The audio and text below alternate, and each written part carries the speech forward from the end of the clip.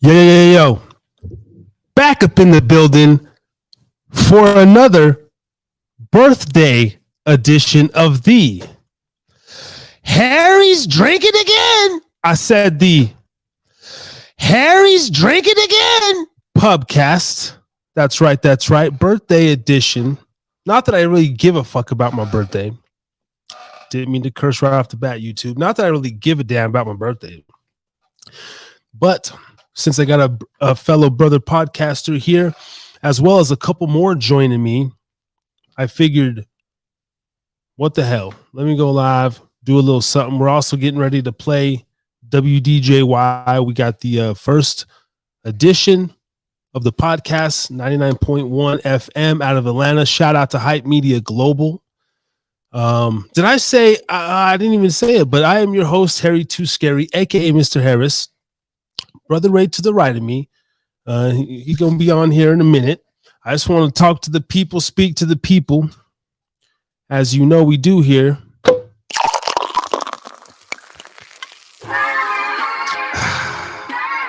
Yes. There we go. Shout out to everybody in the building. We are live on YouTube, Twitch, Twitter, Facebook, Podbean, LinkedIn, Twitch, Trovo, and WDJYFM. Definitely been hitting it a little hard this week. Not the bottle, that is. Well, kind of the bottle a little bit. I'm already drinking. You know what I'm drinking over here? Gubba rum.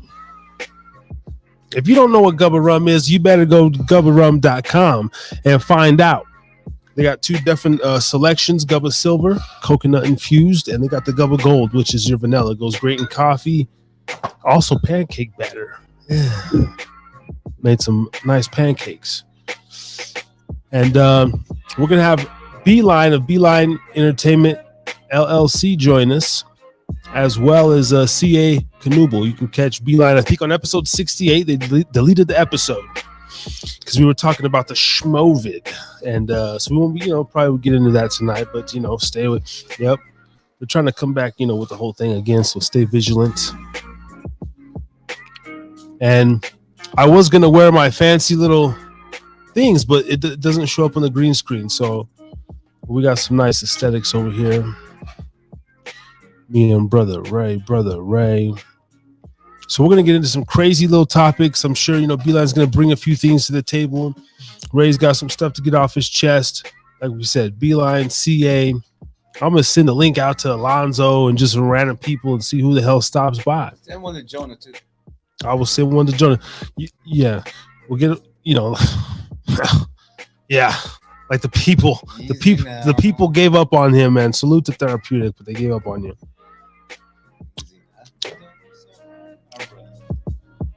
But anyway, and I'm probably going to get into a little bit of Nevada news. And we'll wait till we get the other two panel hosts. I know Bline went to go grab something up to drink. And but thank you so much. The birthday cash app, I've had 2 donations in the entirety of the show. I don't promote them much, please, but if give you the brother some cash, okay? It's his birthday today. A little 5 or 10, cash app 20 at Hida Podcast. Come on, man. Help us grow the pub. We got to restock the liquor supply and some other shit over here. Yeah, man. But other than that, it's going to be a great show. If you tuned into Thursday's TNR, thank you very much. Did 2 lives Thursday. Excellent shows. We got pretty good feedback. And shout out to Excidian, I think it was, rocking with me on Thursday like a motherfucker. So salute to you, one of the new subs up in the building. And but without further ado, the man sitting here next to me, y'all know, you know what I'm saying? It's the Harry Too Scary and the Brother Ray. How you doing tonight, my brother? Always glad to be here, my brother. Welcome back into the Hida Pub, where the door is always open, and the keys are right under the mat there. Yes, sir. Hey, but first, let me give out some shout outs, man, and some propers, man. First of all, man, happy birthday, my good brother. Thank you, thank you. Appreciate it. Appreciate it. And loving the shirt, bro. Yes, yes. Oh, I forgot to throw down the sucker duckers. Let me put these on. Now it's a show. Man, you know what? When you look good, you just look good, baby. It don't matter, man. Because you can buy fashion, but you can never buy style. So get some style, y'all. And I feel good too. Yeah, like my brother. Yeah. We 20 years apart. Exactly 20 years apart. Yeah. Absolutely. So when you hear us talk together, not only is a generation difference, there's a certain dichotomy between Harry Tooth Carey and Brother Ray J. Harris is drinking again. Harris is drinking again. Yeah, man. You just had your birthday a couple weeks ago. Yes, I did. And you're 56. I'm now 36. Nothing has changed yet. I can see just in general moving in these last few years, closing in on the big 4 or whatnot. But really, it's the mentality, man. It's like I feel young. A little bit from an immaturity aspect. That's what gives me the drive to move forward, get better and mature, and master my mind as a man should. And I also feel good from the aspect of just how I think and talk to myself. Like I don't get down. I don't get depressed. I don't get sick. I just do, man. No, you've actually proven the point that I just want to. I'm not tired. Exactly. The other day, I was talking to this, one of the guys that comes to my church, it's just started coming, Alex, and said, "How you doing?" He goes, "I'm tired." And I'm going, he said that word. I'm like, here we go. I said, "How old are you, Alex?" 18. I said, "You're 18 and you're tired. Like, you go to college? No. You go to work? Yeah. So what are you tired about? You're 18 years old." He started saying all these reasons. I basically told him, I said, "Don't ever say that again. Because if you say that too often, you start believing it. And the body follows what you say. Do the research. That's true. Bruce Lee's right. Don't even talk negative about yourself because the subconscious doesn't understand gray area." And we talked about this before over and over and over again. We're going to keep talking until it drills in people's head, until everyone starts spreading that the brain doesn't understand gray area, only black and white. So if you talk negative, like "I'm tired," you are going to be tired. And then you can say, "So what am I going to do? I'm not tired." No, just don't say nothing. In your mind, go, "I'm going to heal. I'm healthy. I'm a healthy guy." Even if you're not, just say, "I'm healthy. I'm going to heal. I'm going to heal." Don't say it with like a doubt, like you're expecting someone to do it. No, it's not that. That's not how the mechanics work. This is how it managed. Okay, what you say to yourself, it happens, but you have to believe it. You have to really believe it. You gotta sell, even though it's so tough for you to admit. Like, "I'm pretty." No, I'm not. "I'm pretty." No, you're not. I'm pretty. I am pretty. I am created to be pretty. I'm pretty. I'm gonna be pretty. I am pretty. And then the subconscious always says, "No, I'm not." And that's what we believe. Don't believe that one. Believe the one that even you feel like it's lying to you. Believe that. If that's what you want, that's what you get. That's what you say to yourself. Yeah. Absolutely. Absolutely. Shout out early to ADMF up in the building, having a can of cold soup myself. Salute to you, sir. Yes, sir. I'm having a cold brew. Cold soup is good. It's fucking delicious, man. The links are sent out, so we're gonna have a few people coming on here in a moment. Real quickly before we do, I want to play a little bit. If you go to WDJY 99.1 FM, WDJY, the Harris is Drinking Again podcast is playing right now, and I wanted to basically do also a little live premiere, something I didn't get a chance to do yesterday. It's one of the interviews with Mark Christopher Lawrence.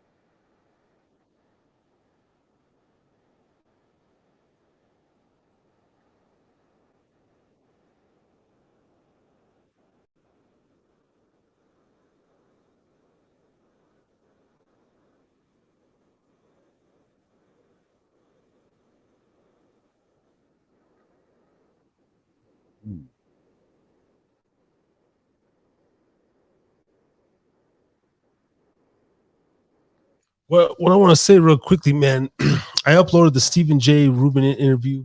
It was this that was first, and then the MCL, the first one that we did. The second one I did solo. But dude, there's so many gems, and it sounds so good. And we were so early on in doing it. I'm like, it fucking sounds amazing. So if you guys do appreciate that content, go check that out. It's another platform and another step. When you're saying sound good, is it sound good like so we're so clear, or the questions and the conversation that we have is so interesting? It's the latter. Yeah, it's the way, even though maybe we don't know, I didn't have no questions prepared, but the natural flow of the conversation. And then even when I was engaging with Stephen J. Rubin, you know, it's an older man, you know, UCLA educated, you know, written books. He's the intelligent factor. There was a slight, like, you know, I'll say intimidation factor in the first part, right? Like, right. Because I want to do good. I don't want to seem, right, you know, like I'm not meant to be in this space. But you're not professional or whatever. Yeah. But then I get my ground early, and but when I'm listening to it back, it's like it didn't have to be so much me. It's kind of I like bring the ball up the court. You just set up the play, you dish it, and then you know, it goes around the hoop. You know what I mean? But yeah, so that's what I mean by sound good. You know what's interesting? Okay, so I get a lot of conversation with just strange people, whether we're all waiting for the bathroom, whatever it is, and it always becomes an interesting conversation. You know why? Because it's like kind of like what you just said right there. You know, when you like, I think what makes it so engaging is because, you know, it's not about trying to be professional. It's about like the intentional. That's the question that we have, you know, because really a lot of these artists, you know, they kind of go like, well, so what I wanted to ask him was what got into his soul, into the fabric of his soul in that character, you know, to where it's like, he's a guy, the neighbor, you know, and whatnot. And whether that situation happened in real life like that or not, it doesn't matter. That's happened to someone else in a different form, in different light, but something like that, that's common. You know what I mean? Where's my $14, Wayne? Give me my $14. That happens. Yeah. You know? Yeah. And we were able to pull that out of Mark Christopher, or even, you know, if it was, just there's something there, man. And then we come through here every Thursday. We're getting ready to have a great conversation and banter, and then the video is great. You know, we look good and everything, but no, the communication has, as far as the look, I mean, that's only gonna last so long. You know, that's gonna be like, oh, I know how those guys look like. Yeah. And then that's it. That's all they need. It's a memorable stamp. What people like to hear is the past conversation. That, you know, these are like priceless. You know, like that's why the clips that you do, I give you a lot of props to that, and that's why I want to tell B, yes, I do. You know, like really, you should put more clips because there's a lot of gems in those little clips. You know, little 8-second clips whatsoever. You know, it really clicks. And he did say something like those. He said, you know, when you say the scripture, you don't just read it, you give it a little something, right? Yeah. And so what I'm getting out of it is that I'm understanding marketing a whole new level. It's like a different skill set. And yeah, you know, like you say, when Ray looks at everything like a business, yes, I'm a hustler, man. I hustle. You know, cash is low, I'm cutting hair. You know, cash is low. If there's nothing with hair to cut, I'm going to someone's yard. Hey, I'm pulling your weed. Cash is low. Hey, you know what? I drive you somewhere. Boom, boom, boom. Give me some gas money. Whatever. Hustling. You know what I'm saying? Hey, okay. Oh, I'm going that way. Oh, you want me to drop something? Okay. Boom, boom, boom. You know, okay. You gonna buy me lunch? Okay, cool. You know, it's hustling, man. You just gotta, you know, that's how you live. And it's like, you know, some people like that, some people don't like that. And to me, it's like That's how I live. You know, that's how I survive. You know, I'm not broke all the time. I'm not. It's just that I like to hustle. I love my time. Cherish it. You should too. Yeah, man. Absolutely. See, we already got some weird bots up in the building. Bots. Salute to Twitch, though. We over here. What's on that? Twitch. I can't even see what's written. Some damn robot code going on. Well, maybe the algorithm should touch other algorithms so that way they can touch and feel and understand where we're coming from. Right. ADMF says they call beer cold soup where I come from. Where are you from, sir? I mean, is it? I heard the Germans like to drink warm beer. No, but I don't know what they call that. You know, cold soup. I like that though, man. Cervezas. Give me that cold soup. Yes, sir. Drinking a little Corona and of course Gubba rum. Me and Brother Ray get, rolling up and partaking. Before the people get in here, before we do have a couple of guests, I mean,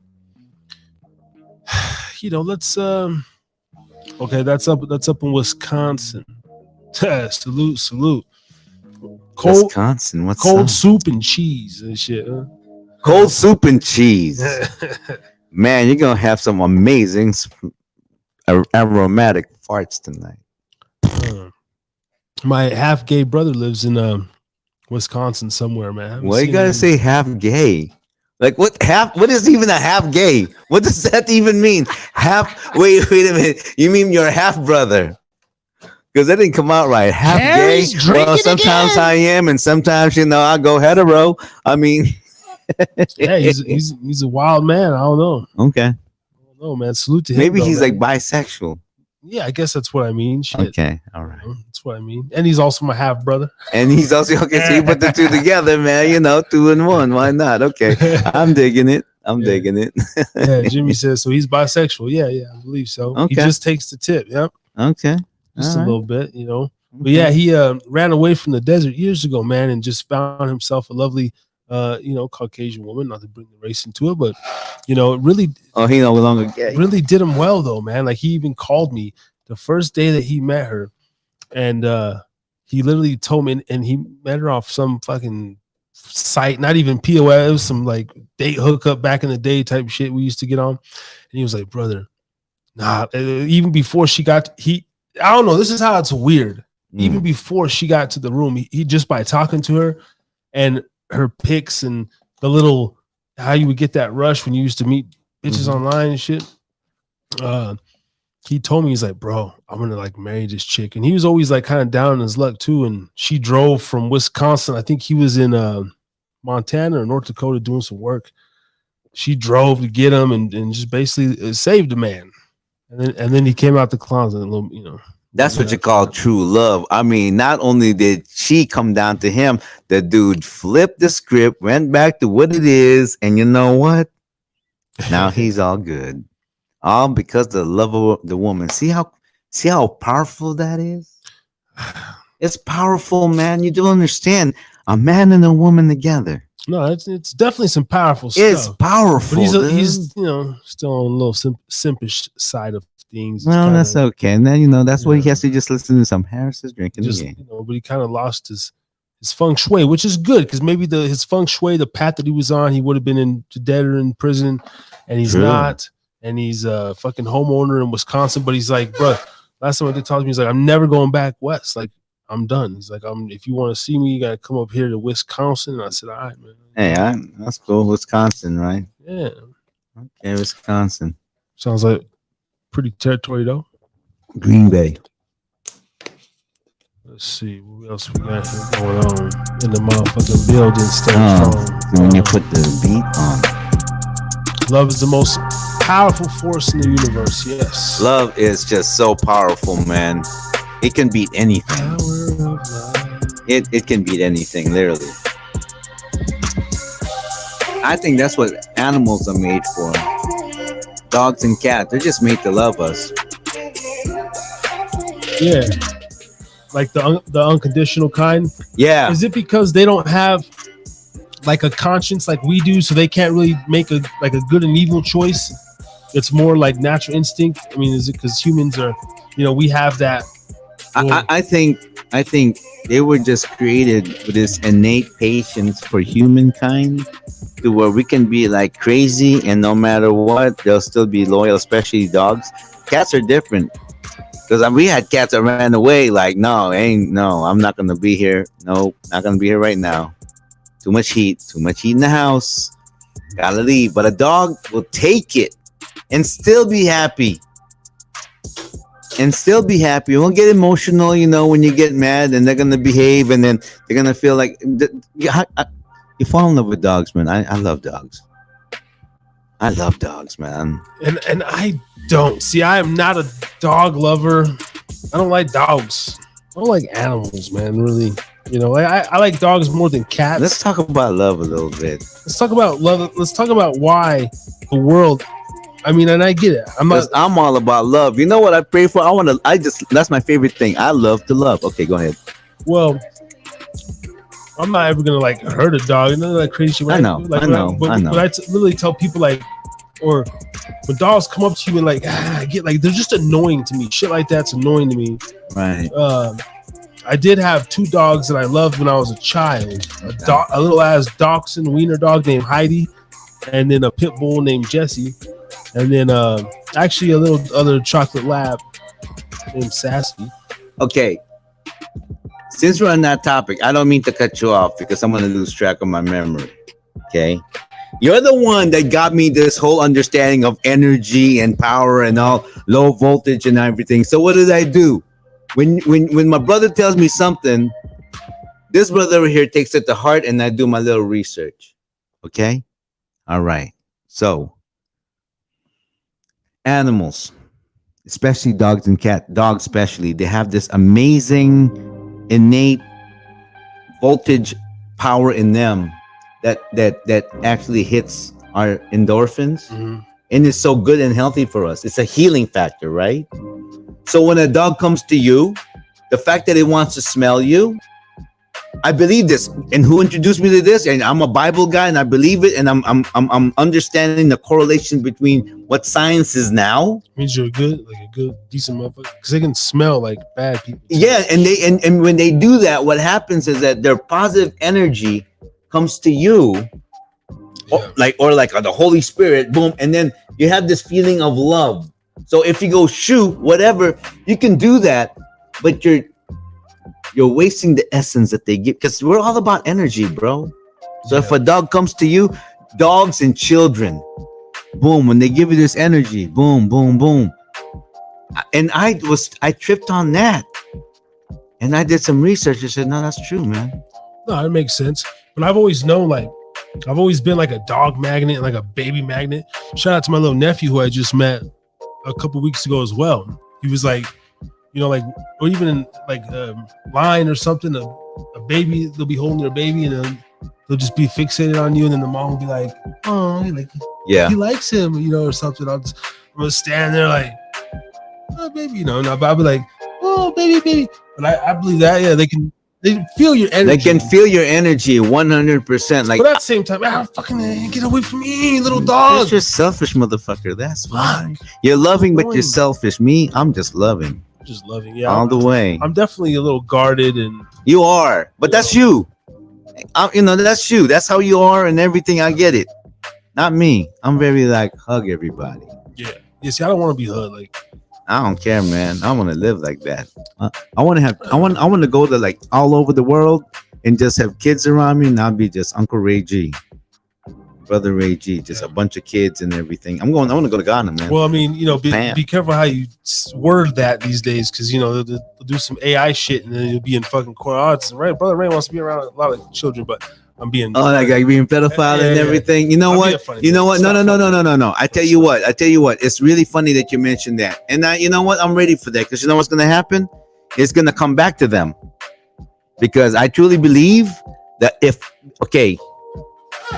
I truly believe that my focus in life is that my reason why I'm going to be wealthy is because my wealth is not for me. I'm just using the wealth that was blessed to me to help other people. I'm going to be taken care of because it doesn't take a lot to, to stuff. I'm very simple, basic, easy, nothing fancy. But the ones I want to help, and I want to focus on children.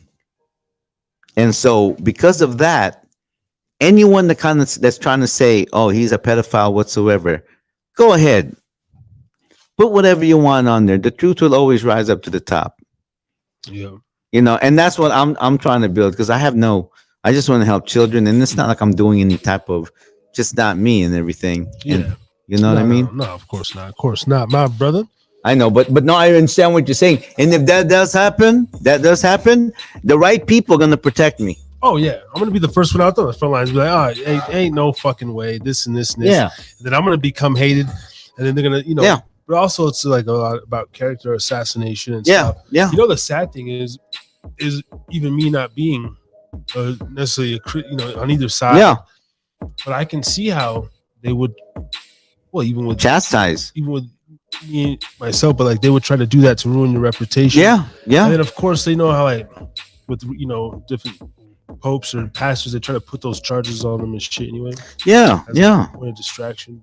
Yeah, no, it's really happening. What is good is what was bad is now good, and what is good is now bad. It's just the way it is. It's just the way it's gonna happen. And so, what are you gonna do? Oh my God, I'll blame everybody. That's what everyone's gonna blame. No, do something to make it a difference. Do something to they're distracting you. Figure out a way to take away the distraction. What is that? Something that's a lot better, and that's why.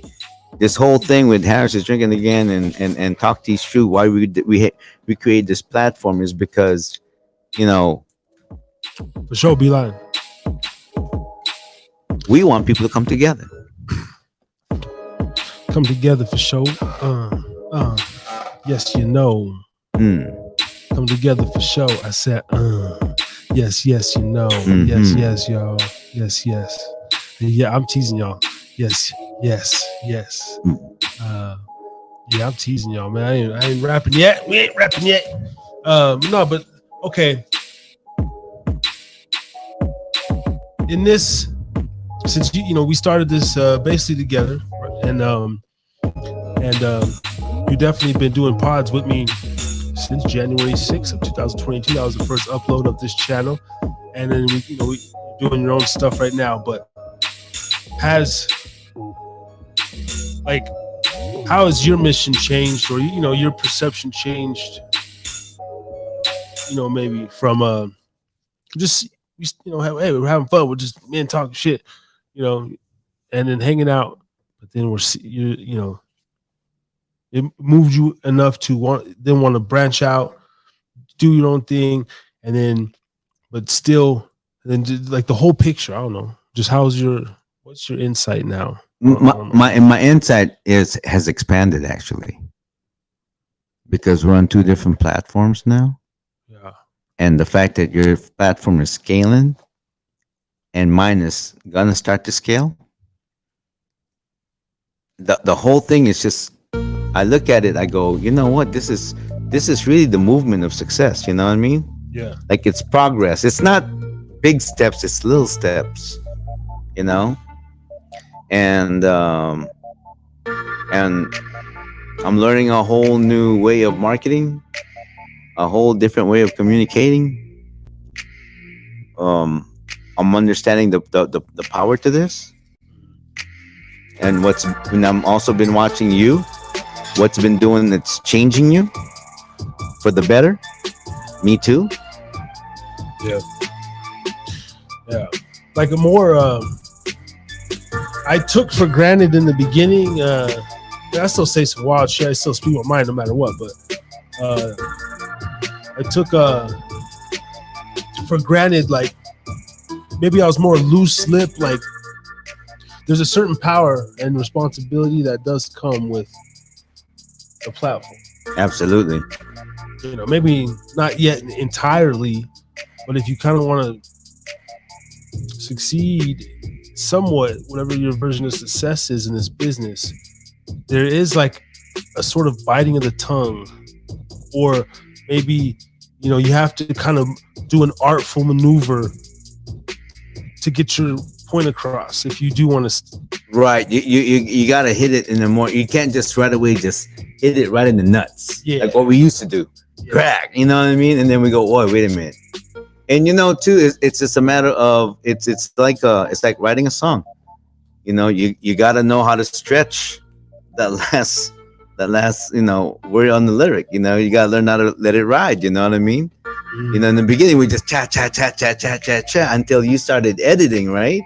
And then from you editing, a lot of it has to come with good timing, like exactly when did it end and what are they trying to say, and you do this. By the way,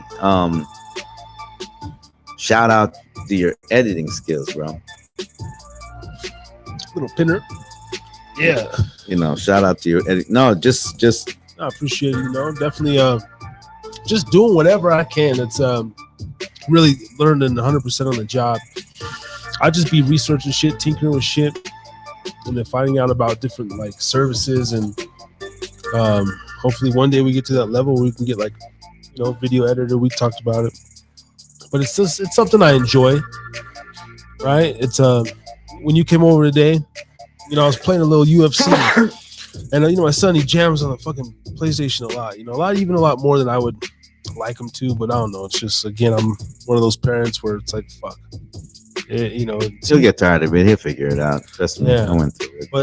But for me, like, I maybe sat down there about 20 minutes, a little bit before you called, and I was just like, took the controls, like, bro, let me just sit down and jam out. To kind of a little decompression, kick a bitch in the face, and but anyway, the editing is what keeps me like away from that, away from what else would I do, like lackadaisical with my time, like whatever it is, just watching TV, Netflix, like right, editing or attempting to edit, right, or simply doing a podcast is like very productive, right, for me. Yeah, you doing the podcast right now is me studying for my test and also walking. Yeah. Everyone is at their different phase in life, and you're in this because you're close to turning point. Turning point, it's close, and what's gonna cause us to have that turning point turn to that point? Well, we just have to be a little bit more attentive.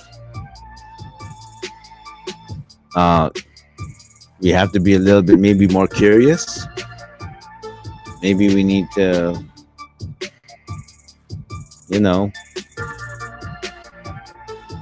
I'm just letting things happen, flow. I don't really want to force things. Well, and that's the amazing part.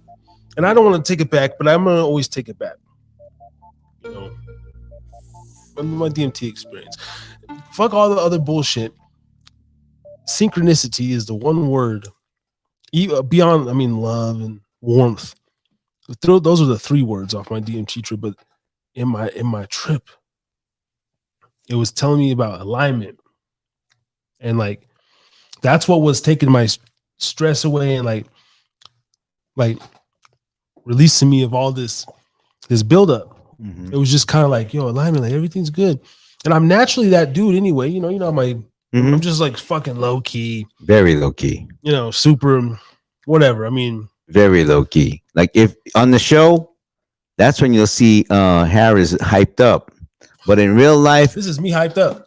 Very low key. Very low key. But even if like something happens, if I get in a fender bender, someone hits my car, I drop something, or never. Ray spills his coffee. It was just, I don't know, it's just whatever. My kid running through and knocks over like a plant. Like, I never really like tripped out on shit. I just like, all right, fuck.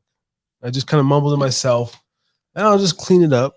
Yeah, you know what? I think that's the character of people that are gonna live long, because I'm the same way too. It's almost, like I don't really get all. My lady will be almost telling me like, babe, like, Like tell him something, or she'll want you sometimes want me to step up in a way where I'm like, wait, like, okay. That's my personal nature. That's how I keep relating that to the. This is the one. The podcast or the meeting. I think it's called Ooh Ah. Ooh Ah. What's that? The beat? The beat. Yeah. Wait, is it?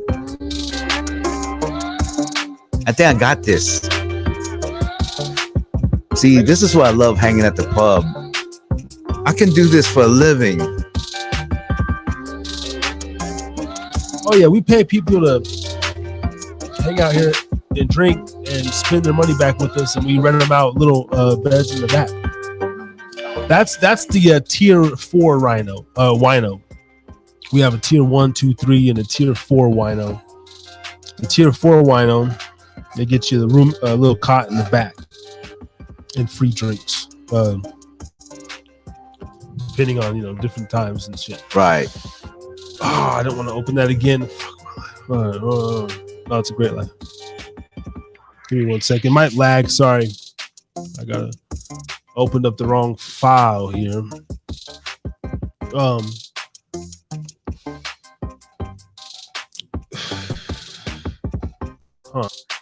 Can we talk about, since it's my birthday? Fuck my birthday. But beyond the birthday, beyond the secular meaning of birthday, can we just talk about maybe whatever a personal or some sort of meaningful, philosophical, like maybe birthday in a more deeper light? I did not know you wanted to get there because I'm going to go there. Just go there for a brief moment until we get the okay.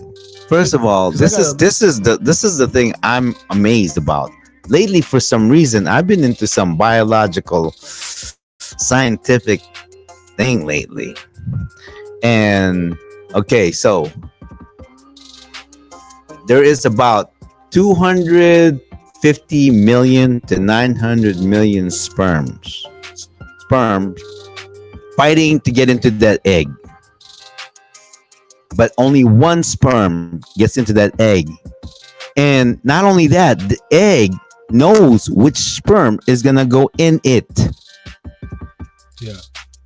So it's like definitely okay, good. Go ahead. So that's 250 million to 975 million chances to 1. That's crazy. And what came out of that is you and me, bro. Yeah. I mean, I know that it's like, but no, I mean, really think about it. Yeah, no, it's a hell of a race. Exactly. So from the very beginning, we're competing. Yeah. And a lot of times it's with ourselves. Yeah. Okay. Well, so that was a great philosophical break. Let me just give you mine real quick, because not so intense in the science and the database, but it's for common me, sense. It's similar to like a New Year's Eve where, I don't need a present, I don't need a gift. It's just it's a personal moment to really reflect. It's a timeline, and it's cool because I'm 9/3, and then literally about 90 days we got New Year's Eve. So I usually do like a reset, or sometimes I'll bring in the New Year's Eve on like a little ritual bath, kind of put some oils and sandalwood and light some treat candles yourself, and shit, right? Mm-hmm. And so birthdays and stuff like that, for me, that's like what I like about them. It's a reflection. It's a marker and a measurement that you survived another year. Yes. And then putting your thoughts, because we always think in the future. I mean, I do. Mm-hmm. And so I'm constantly always thinking like, okay, fuck, if we all feel like this, like, damn, I don't like myself, or, we have these moments of doubt, or just these moments where like, I don't feel good today. But then like, I always try to put myself in the future. What can I do in the present? But then in the future, like, but if, time willing, God willing, right? That idea is just be better as we get older, right? I should be a little bit more disciplined this year, just naturally. Fucking 36, like, so my thought process, you should see better choices from me. That's at least what I think of a birthday. What I'm realizing now is that no matter what, life is gonna figure out a way to discipline you anyways. And how you know is that imagine fuck up after fuck up after fuck up. Now when you fuck up, you gotta figure out why am I fucking up? It's like maybe something's telling you something. Yeah. That you're Voluptuous.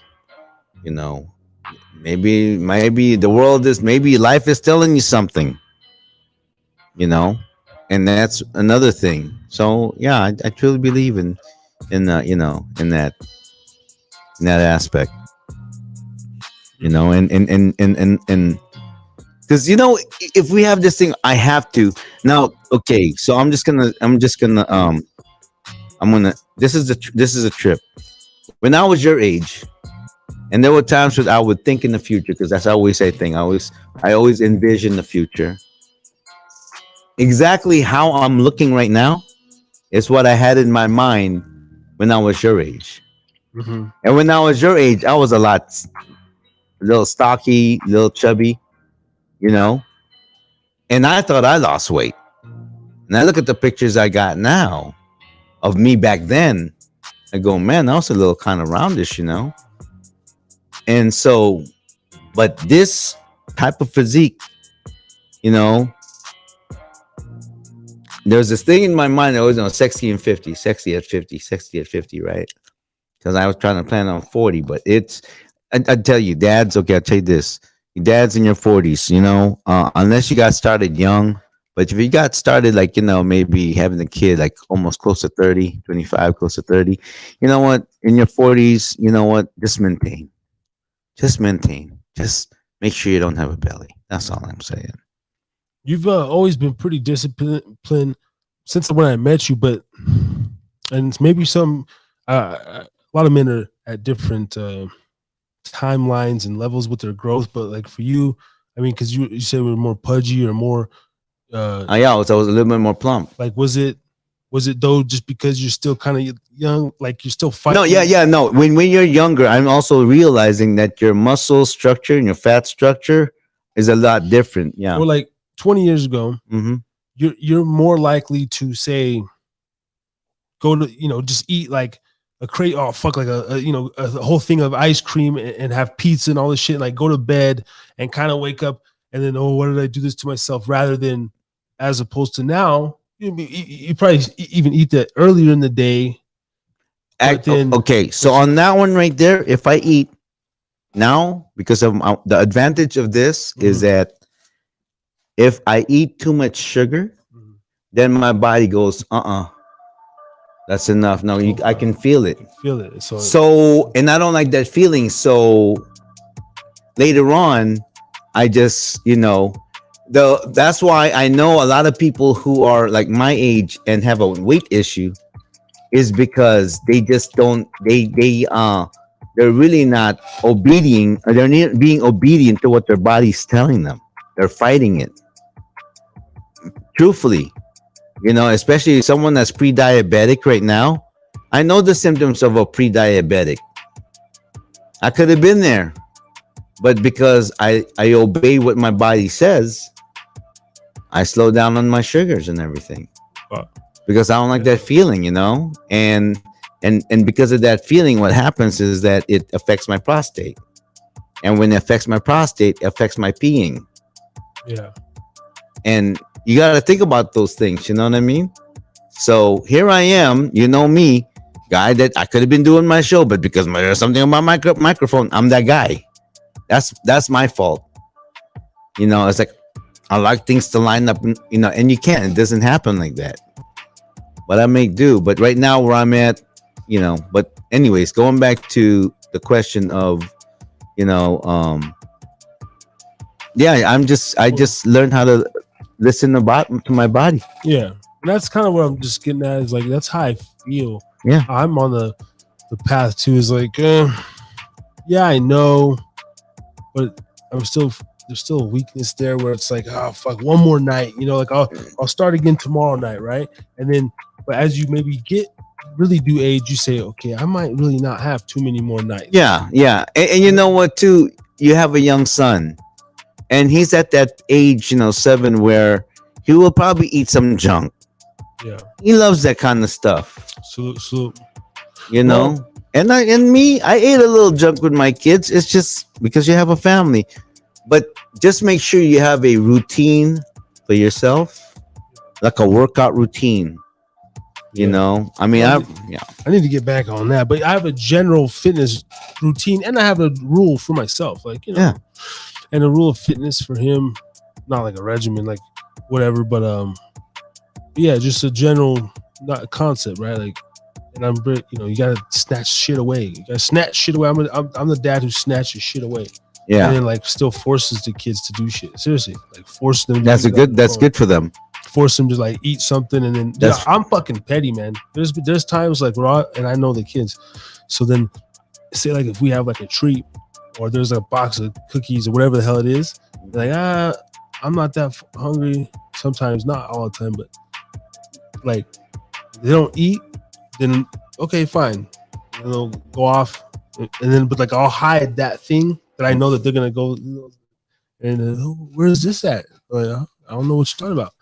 And maybe if you would have ate your dinner, I don't know. But yeah, right. So a little reward thing. Yeah, like you can't just indulge. You can't. You know what? You can't fucking indulge. Do what some people may think is like that's cruel. No, it's not. It's actually good because your kids are gonna basically in the future gonna learn like I don't need that.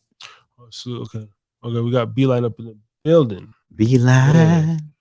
Yeah, absolutely, man. That was a good one there. All right, shout out to 9 to 5 too. We got a couple more people coming to the place. Let me get a nice intro for Bline here. So this man here is no stranger to the Harris Drinking Again Pubcast. We just went live on his platform, live online, Bline Entertainment, and he hosts us there. Also, we host him here. Our episode 68 actually got removed because the conversation got too damn juicy and too good, and they be hating on us already, man. So without further ado, give it up for the Brian Bline.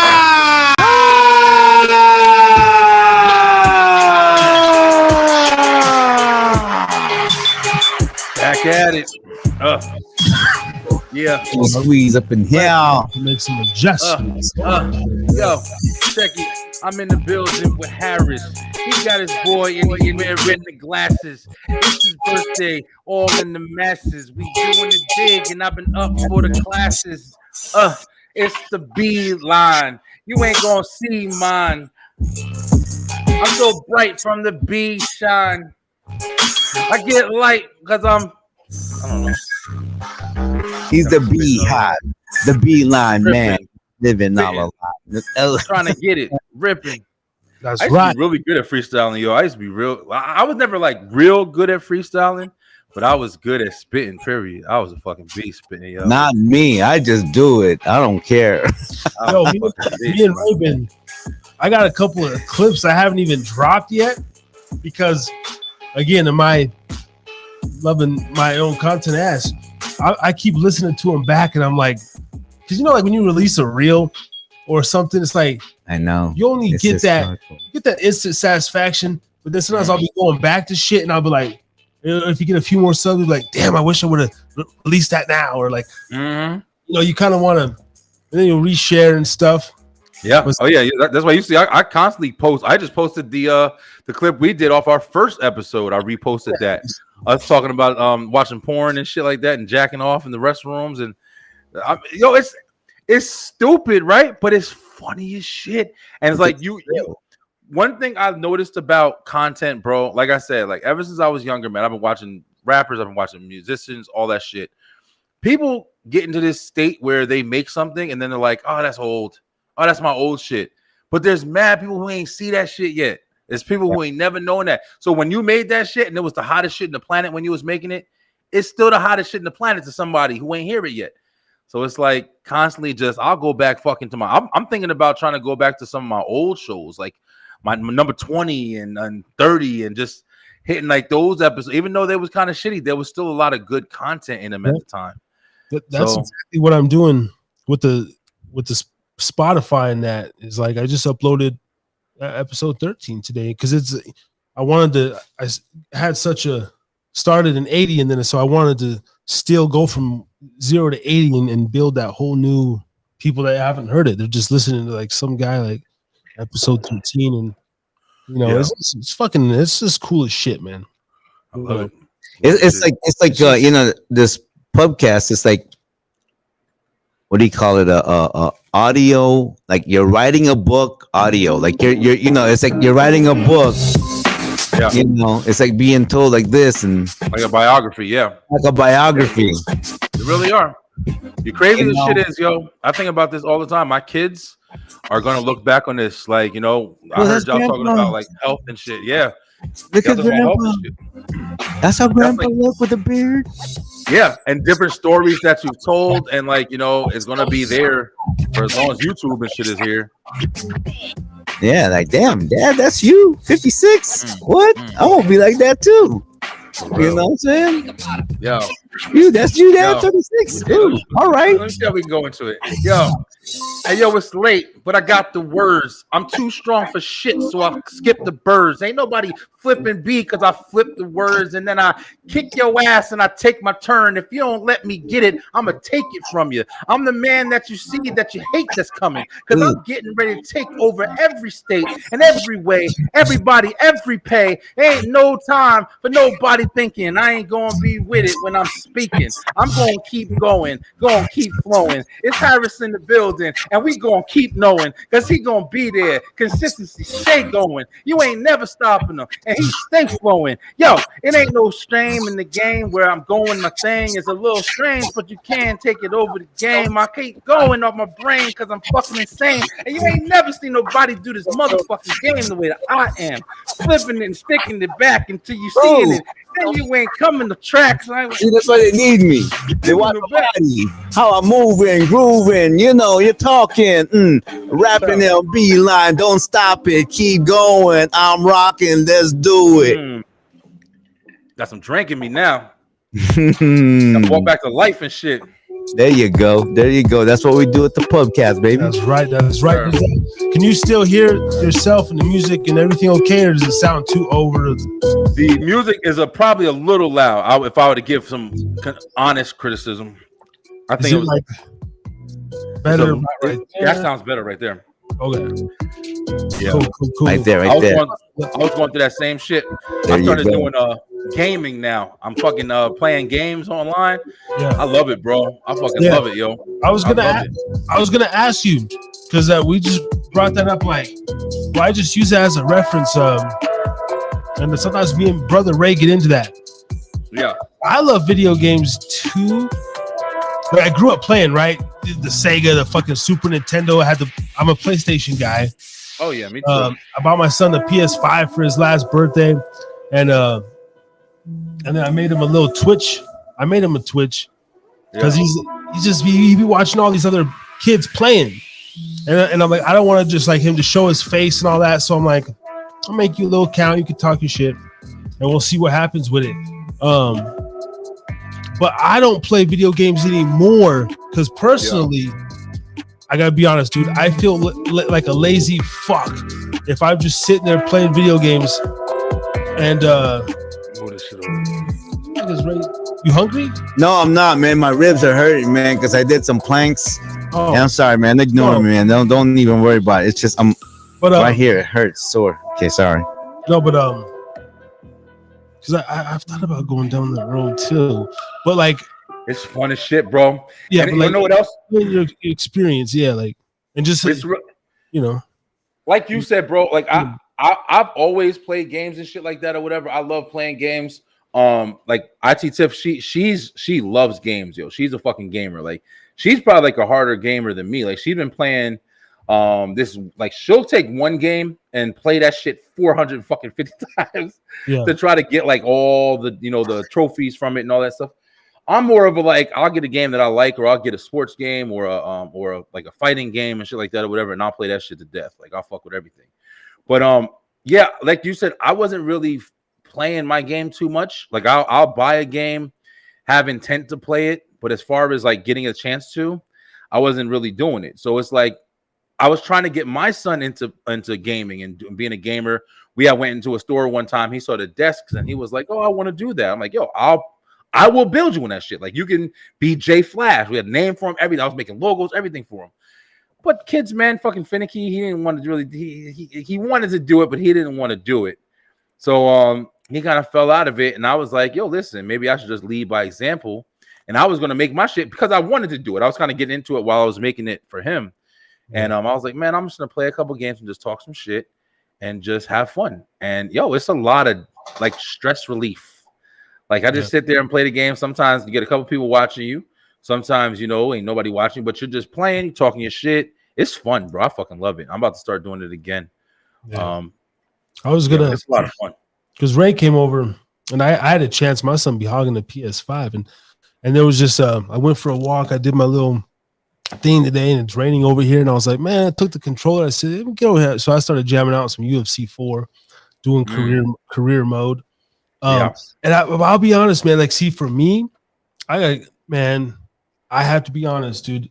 I gotta throw video games in there for a negative vice for me because I know myself, man. I'm talking about. I used to get off like I wouldn't, I was that guy. Like sometimes I'd get lost for like days on some shit, and like it will start taking up too much of my time. Yeah, to where like like I'll be like I got some editing to do, or if he's playing it, I don't feel as bad. But then if I'm just for some reason if I'm sitting here editing the podcast, I'll be like, yo, he's like, that's what's up, Dad. Like but then if I'm just like playing the game for myself, I'll be like, fuck, like I gotta get up and do something. I don't know. Like, that's why. But there is some money in that shit, and I feel that way too, bro. Grow your channel, but sometimes I'll just be like, fuck, because I do love them, man. No, gaming, gaming, it gets addicting. Matter of fact, what do you jam on? Are you doing the PS4 or you Xbox? Yeah, I got a PS. Man, we got some fucking whole house. Listen, bro, if I can show you, when I show you this, how this room is gonna look once I get done, like the gaming shit. I got the gaming shit on this desk right here. And I got a Xbox One. We got a Wii U. We got every fucking thing. Like my son's got a PS4 in his room. We got the PS5 in our room. I got a PS4 down here. That's what I've been playing recently. I'm playing Resident Evil. I'm trying to like kind of stick to a game that people are kind of following. People have been enjoying that shit. Yeah. But I was gonna play all the Resident Evils. Like as much time as I might take me fucking 2 years. You know what I'm saying? But like you said, you get other stuff to do and you can't really do a lot. But yeah, I'm rocking with that right now. But yeah, we got everything, bro. I fuck with everything. We do like family nights, and we have like my family will come over and my nieces and shit, and we'll do the Just Dance in the living room and shit because we got a big ass like open area, so we'll do Just Dance. They'll come over here and we'll all be it's fucking fun, man. It's fun. You get down on like see, and I'm a sports guy, so I'm the Madden, the NBA 2K, and then I'm not. No, not too big on it. Nah, yo. You gotta play the WWE, the wrestling game, though, right? I fuck with that. Even believe it or not, for me, yo, I grew up playing all the wrestling games. But for me, the way they are now, ever since they started going into that, trying to make it more like a sports game, I don't fuck with it as much, yo. It's not as fun. Like before, wrestling games used to be fun. Like it's cool that they're more realistic and shit, but the fact that you could pick up a fucking TV and break it over something like that shit was fun, bro. Like, now they're trying to make it all like serious and everything's got to be like football. And I think they should go back to having that shit like just be crazy. I fucking slam somebody through 50 tables and shit. Like, that's the fun shit to me. I forget which one it was, but on Super Nintendo, and then it was like Royal Rumble back in the day, and you could do shit like that. I used to always play with Yokozuna and Bonsai Drop motherfuckers. Yep, all day. Get the rest of the game. But yeah, it's nostalgic for me. I don't know. I just want to ask you that, like, because I try. Like, I generally want to play video games. Like for me, it's kind of like one of my cop outs. Like if Like, dude, I used to call out of work, not a lot, but I've called out of work before to stay home and play a video game. I'm trying to Like, tell you, It's crazy. Shit Yeah. real. It's real. like It's an addiction. It's like it's up there with like lesbian porn for me, dude. I every day I gotta rub one out to lesbian porn, whether I fuck my old lady or not. Like, even when I fuck her, I'm still gonna rub one out because I'm just horny like that. But I always gotta I gotta play a video game. It's like fucking part of your stimulation. Even still, like you still feel like that adrenaline for. I don't know, bro. Listen, I'm trying to tell you. I say this shit all the time, and I'm not trying to sound like no old man or nothing. But yo, listen, I don't. This shit don't be hitting me like that anymore, bro. Like I can go days without even thinking about it now. And I don't know if I'm just getting older or if I'm just kind of getting. I think I just also got a lot going on, man. Like I think that's another thing. Like I'm preoccupied. Like I don't like me and my girl. We're good with each other and we get into each other. Like we get into each other, but it's like I just don't be thinking about that shit like that anymore, man. Like I don't know. Like I'm always like I got this to do. I got to fix this, or I'm trying to get over here. And it's like when you do get in time for it. Like the other day, I was like, all right, man, fuck it. I'm about to just try to watch. Like now, I'll be like, I'm gonna try to watch something. And then I'll get into it when I'm watching it. But as far as like being like, oh man, I gotta fucking deal with this situation right now. Yeah. After a while, it gets old, doesn't it? After a while, it gets old. I don't know. I just don't really give a fuck no more. Like I don't know, man. And I'm fat as shit. I probably if I started because not to take over and shit, but the one thing that really did happen when I started when I kind of quit this shit, like I quit for like a good couple weeks, yo. I wasn't doing nothing with this shit, and I was working out like a fucking madman, yo. In here, I got like a whole setup where I got a whole bunch of weights and shit, and I was working out really hard, bro. And it was changing, like the way I was feeling and the way I was doing things and stuff like that, like immediately. And I used to be like really big on working out and shit like that or whatever. So it was like I was feeling really good again. And my adrenaline that I used to have like when I was younger and shit was starting to come back. Like everything that I did, I would wake up early, I'd be fucking on my feet fast, walking the dog, like everything changed. And I felt it, like that old me coming back. So it's probably because of my weight too. Yeah. So who knows if I fucking like. Do you remember how long you did that for? What, the working out? Yeah. When I got back into it, I was a fucking idiot, and I was watching 600 Pound Life, the fucking fat people show. Right. I was watching that shit, and I was getting motivation from it, bro. I'm not gonna lie, because I was like, yo, listen, I can't fucking end up like these. Like, I'm nowhere near that, but I was just like, if I don't fucking control myself, like, I'll definitely be on that level. Right. And like, you know, you say to yourself, like, oh man, I can't, I'll never just. But it's easy to kind of fall into just a predicament where you're just continuing your routine, bro, and not noticing how fucking bad you're getting or letting yourself get. And I started watching that as motivation. And when I was doing it, I did it for about a month, yo, like all of June. Mm-hmm. And I think going into July, I was still really working out really hard. And I dropped like fucking 50 pounds in like within that time. So, but yeah, you know, if you can ride with that, and don't and pace yourself. Just give yourself 90 days. Yeah. Just pace yourself. Don't have to rush. Don't try to rush it. Like don't. Oh, I'm gonna lose this and what? No, don't do that because it gives you a negative. Your body responds to it bad. Yeah, that's why people when they gain the weight back, it's double. Because all of that stuff, this is the stuff that most people don't tell you. It's all about an energy thing. I just want to let you know that. So next time you do something like that, stretch it for 90 days. Don't rush it, but just keep it consistent. And see where it gets you. And then I can almost guarantee you, after 90 days, you're like, I'm stuck with this. I want to do this. I know. Yeah, bro. I was supposed to start my. Because I always do shit because, you know, on my birthday. And I was just explaining too, like 3 months and then it's the top of the year. And so sometimes I'll be like a little cop out too, like, oh, I'm going to start on my birthday. And then, you know, oh, well, you know, the holidays are coming. So I'm going to fuck it. Yeah. Then I'm going to start on New Year's. Yeah. It's always a time, right? It's always a fucking time.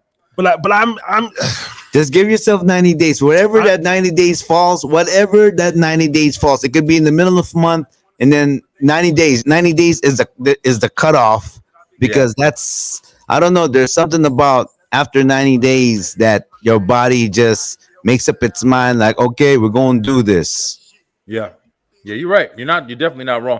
You know, another thing that's big that you see now is very motivational. Like I tell all my show all the time. Like, you know, I probably told y'all too, talking to me over the years. But I watch fucking TikTok religiously. Yo, I stay on social media. I do it for like, you know, just to see just see what's going on. Really, kind of like my way of watching like news and just seeing what the fuck's going on with people, creativeness, all that shit, whatever. Gather what I can gather from it. But one thing is you see a lot of people on there with like weight loss stories and you know, different types of motivation and challenges that they're doing.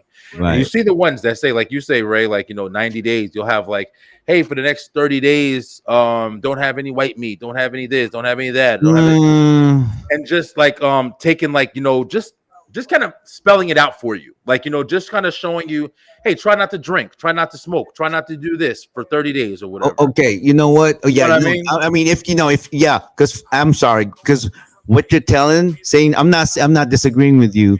Something just came to my mind. It's kind of like when your body is going through that transition of you're doing something for 90 days. Your mind is already gonna make up like you're gonna eat this, you're gonna eat that. You know what I mean? It's gonna like, oh, you don't want to do this, you don't want to eat this anymore. Your body's gonna tell you. Yeah. Your body's gonna tell you what you reject you want to eat. Yeah. Like all of a sudden, I crave a carrot. I never craved a carrot. Why is that? Yeah, that's very true, bro. That's one big thing that we do. One thing we started doing different, like with all the prices and shit like that, and how all this expensive food is and all that shit, whatever. We go and shop around, yo. We don't just go to one store now and just go and I'm going to Walmart and just buying all my fucking groceries from Walmart. Now we go to we'll go to Walmart and then we'll go to the farmers market, get our fruit and vegetables and shit, and then we'll go to Aldi's and get like maybe some, you know, sauces or whatever, you know, stuff like that, because you got to keep up with the money and shit. And you know, we got a family of 5, so it's like Walmart produce. Good job, sorry, bro, for real. Yeah, fuck Walmart produce for real. Walmart and Kroger down here, bro. I don't know what y'all got in you know, Kroger, but we got Walmart. Y'all got Walmart. Yeah. Kroger. They got a store called Publix in Georgia, and up north in Jersey we had ShopRite. Well, and Kroger is Smith's, I believe. And we got Sprouts. We got Smith's. Oh yeah, we got Smith's. So yeah, got you. Okay. You got Kroger like products. Hey, I tell you what though, if okay, this is just my get a crock pot. That's a good transition. Because crock pots, you just put stuff in there, meat, whatever, beef, shanks, whatever, chicken. Yeah. And a family of 5. I got a family of 5. Yeah. And you know what, my kids, you know, if you cook stuff in the crock pot, the second day, the third day tastes even better. Yeah. Oh, bro. Yeah, you preaching to the choir, bro. Yeah, we literally live with the crock pot, yo. And rice, I'm gonna do that tomorrow, actually. Potatoes or something to go with it. Oh yeah. Or even pieces of bread, then you're good, bro. That shit is so good. Yeah, man. We do that a lot, yo. And and since we're homeschooling my daughter right now, like, you know, she's doing the like my girl, she works, she has more breaks than me. I have when I'm at work, I had to fucking stay there pretty much the whole time as I'm on break or whatever. But like she gets a lot of breaks, so she's homeschooling while she's working. That's good. And, yeah, she makes her like her lunches, her snacks. We always make sure to get like the carrots and my daughter's really good. My daughter, she loves fucking food, yo. She loves food, but she likes eating, period. But she's not picky. That's what you're saying. No, yeah. She like, so she'll eat carrots and ranch. And, yeah. You know, what do you call it? So what I would tell people, get a crock pot, and if you can save, please get yourself a Vitamix. Don't get yourself a Ninja. No. Vitamix. Get them. Now, don't get a Blendtec. I mean, Vitamix. Get a Vitamix blender. Yeah. Because all the fruits and all of that stuff. Because instead of sugar, use bananas and apples. Get that fiber. That's you know, and I tell you what, we should be promoting for Vitamix too. We're gonna, because we talk about that shit all the time. Vitamix changed my life in 2012. Yeah, but I used to work for them. Great company, and you know what? We're gonna. What is it? It's a blender. It's a blender. It's a blender. But you know, all the stuff. It can make soup and soup and whatnot. Heat up. It's amazing. But on the orange, you can peel the orange, and the fibers in the orange, it was blended, and you get that. You know, see, I can teach all of this stuff. Look, B, I better get a sponsor of this motherfucker. I can help you or anyone. $300 fucking dollars. No. Check this out. Check this out. You got to get at least a $500. Yeah, 500. Yeah. The B5200. You could probably get one of those for like $400. Yeah, something like that. Or go Costco. They got their own. Hey, it's worth it. They got a 10-year warranty, made in America. Made in America. If that shit breaks within Cleveland, the next 10 Ohio. years, you call them up, the best customer care service in the country, and I mean they sit, Vitamix. It's crazy. It's worth the investment. Look, man, it blends the food down to its cellular level. Yeah. And CA, we gotta get CA. Yeah, get CA in there. If we get lost in Blintech. But Vitamix, man. No, it's really dope. You still got I believe it. I still got my Vitamix. Oh man, we gotta use it. Matter of fact, maybe next week I'm gonna blend up a green shake after all these years. I got the B5200 model, but But all right, yo. We got a little Ninja. That's all we get. See, Ninja's not good, man. It is good, but it's not good, and it's dangerous to clean. Yeah, Ninja's not good. But all right, hold on. Coming to the stage, another Patreon of the Hida Pub. She's been on before, episode 70. CA Canooble. Oh, they got applause there, bro. Didn't it? Yo. Yes. Yo, we back at it. Yo, back at it like crack addicts on a Sunday. It's Sunday. I'm off tomorrow. Shit, I'm finally fucking off. We talking it's not even a great conversation. The whole markets and everything. Let's just run through that real quick because I haven't never been out in the East Coast. Yeah. We got them Smiths. We got Fresh Market. Safeways, shit like that. But I be hearing about we don't got none of that shit over here. I be hearing about the Aldis and like the Kroger's, the Piggly Wiggly and shit. Piggly Wiggly. I'm like, fuck out of here. Now we don't got that Piggly Wiggly shit. That shit down here in I used to fucking deliver ice cream, yo. I used to drive all over Georgia delivering ice cream, yo. And one of the spots I used to have to go to was this place called Ducktown, Tennessee. And it was this little ass, like literally this motherfucker was like a square, yo. That's it. And that's it. And the only thing they had there was a Family Dollar I used to deliver ice cream at. Everybody just ate. I used to deliver, it used to be a fucking just full truck full of ice cream just for their store. And it was a Family Dollar, and then they had a Piggly Wiggly that was right next to them. That was all they had in that whole section, yo. No shit. And I used to hate that fucking town, yo. CA, Piggly Wiggly. What kind of stores you got over there? Like what's your shopping regimen? Like where are you shopping? Where you hitting? So there's a newer one. Usually I shop at Giant. Like I'm a Giant girl. It's near my house. Where I am in the city, like there's beverage taxes that are ridiculous. So that's right outside the city for me. So everything's a lot cheaper. So a 2-liter soda in the city is like $5, basically $4.50. It's still like $2-3 outside the city. Beverage tax, like specifically. Well, they put a sugar tax on it. There's an additional tax on sugar beverages in the city. Fucking crazy, bro. Even here, there's I don't know if it's an additional tax, but like a little a 20-ounce bottle of soda, like it used to be like $1 and some change or whatever. That's just like fucking $4 now. Wow. Like a little 20-ounce bottle of soda. One great thing about Nevada, I know Florida, Tennessee got it, but like the no state tax, I can go into the store. Some stores sell for $1.29, but you can still get the 99-cent Arizona, throw them a dollar bill, and they'll give you a penny back. I love that shit. Yeah, you can get that you can get like Arizona's at like Aldi's and shit. Yeah. You still get them for like $1. I think they're $1.25 here now. Oh yeah. But you can get them at like Rite Aid for $2 Yeah. That shit like that. But they're usually I think like $1.25. I could be wrong on that though. But that tax, you guys sound like a bunch of old fogies, man. $1.25. You guys know them by the cent. Listen, bro. You need to, bro. Soda is $5, sir. Yeah, it's no bullshit either. It's like not trying to sound like a cheapskate motherfucker, but bro, shit is bananas, yo. I was gonna ask, man. We was talking about the Vitamix and all that stuff, and CA came. We were talking about the grocery stores. Yo, do you guys like prefer staying home and shit like that, and making your own meals and stuff like that now, or do you still like to go out and eat? I'll just start off real quick. we cook. My girl cooks like every night of the week, regardless. Like we always cook dinners, but because I'm in the industry, I mean, I'm fucking bringing home food every night. Like, so it seems like I just did an event. I'm loading up chicken wings and potato salad and you got it there. But I'm probably on the lower, lower to middle. Probably still eat out twice a week. You know what I mean? Stopping somewhere.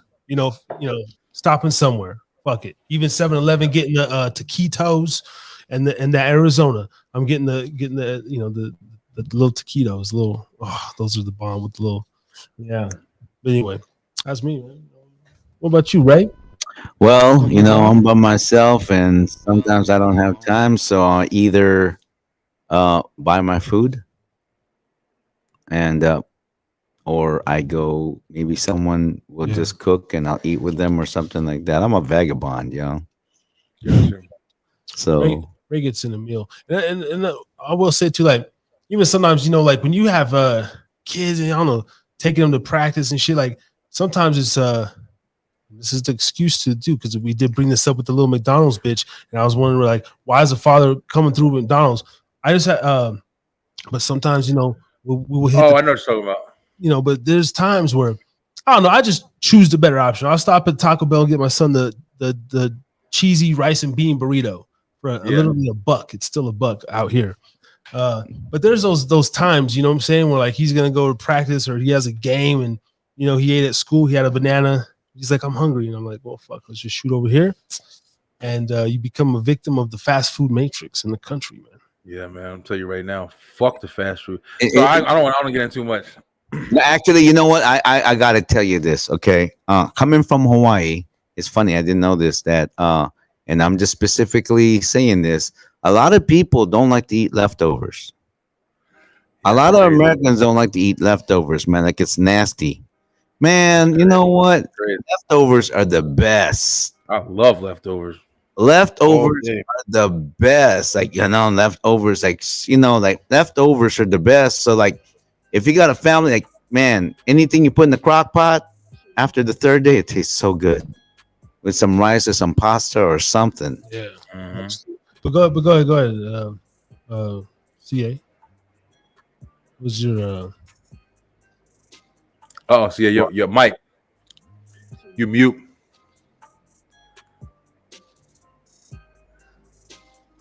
Is it mute? Oh, I can't hear her. Let's see. Oh, she's not muted on my end. Check your cord.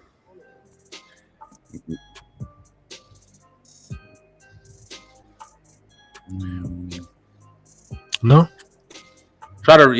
Maybe try to restart. Might have. I heard something, a little echo. Oh, wait, okay. What's that? No. Okay. They're muting the woman. What about you, Bill? What about you, Bline? What's your try to get? Yo, listen. I kind of brought it up because like we were talking about like shopping and stuff like that. One of the other things that happened when I was doing. Oh, my bad, CA. I think she's gonna clock me. One of the other things that was happening when I was like doing my little weight loss shit or whatever was I was really noticing, bro, how much money that you save and also how much money I waste on food that I don't give a fuck about, yo. Like DoorDash, like for the world that does DoorDash and Uber Eats and all that shit, the amount of fucking money that you spend on that shit that's crap. Oh, you can't hear me either? No, we can hear you. We can't hear. Okay. Yeah. Okay, my bad. And maybe try to get back online or something. Were you good, CA? Oh, you might have to try to go in your audio settings and see if it's on the right microphone. Go to your audio. You did?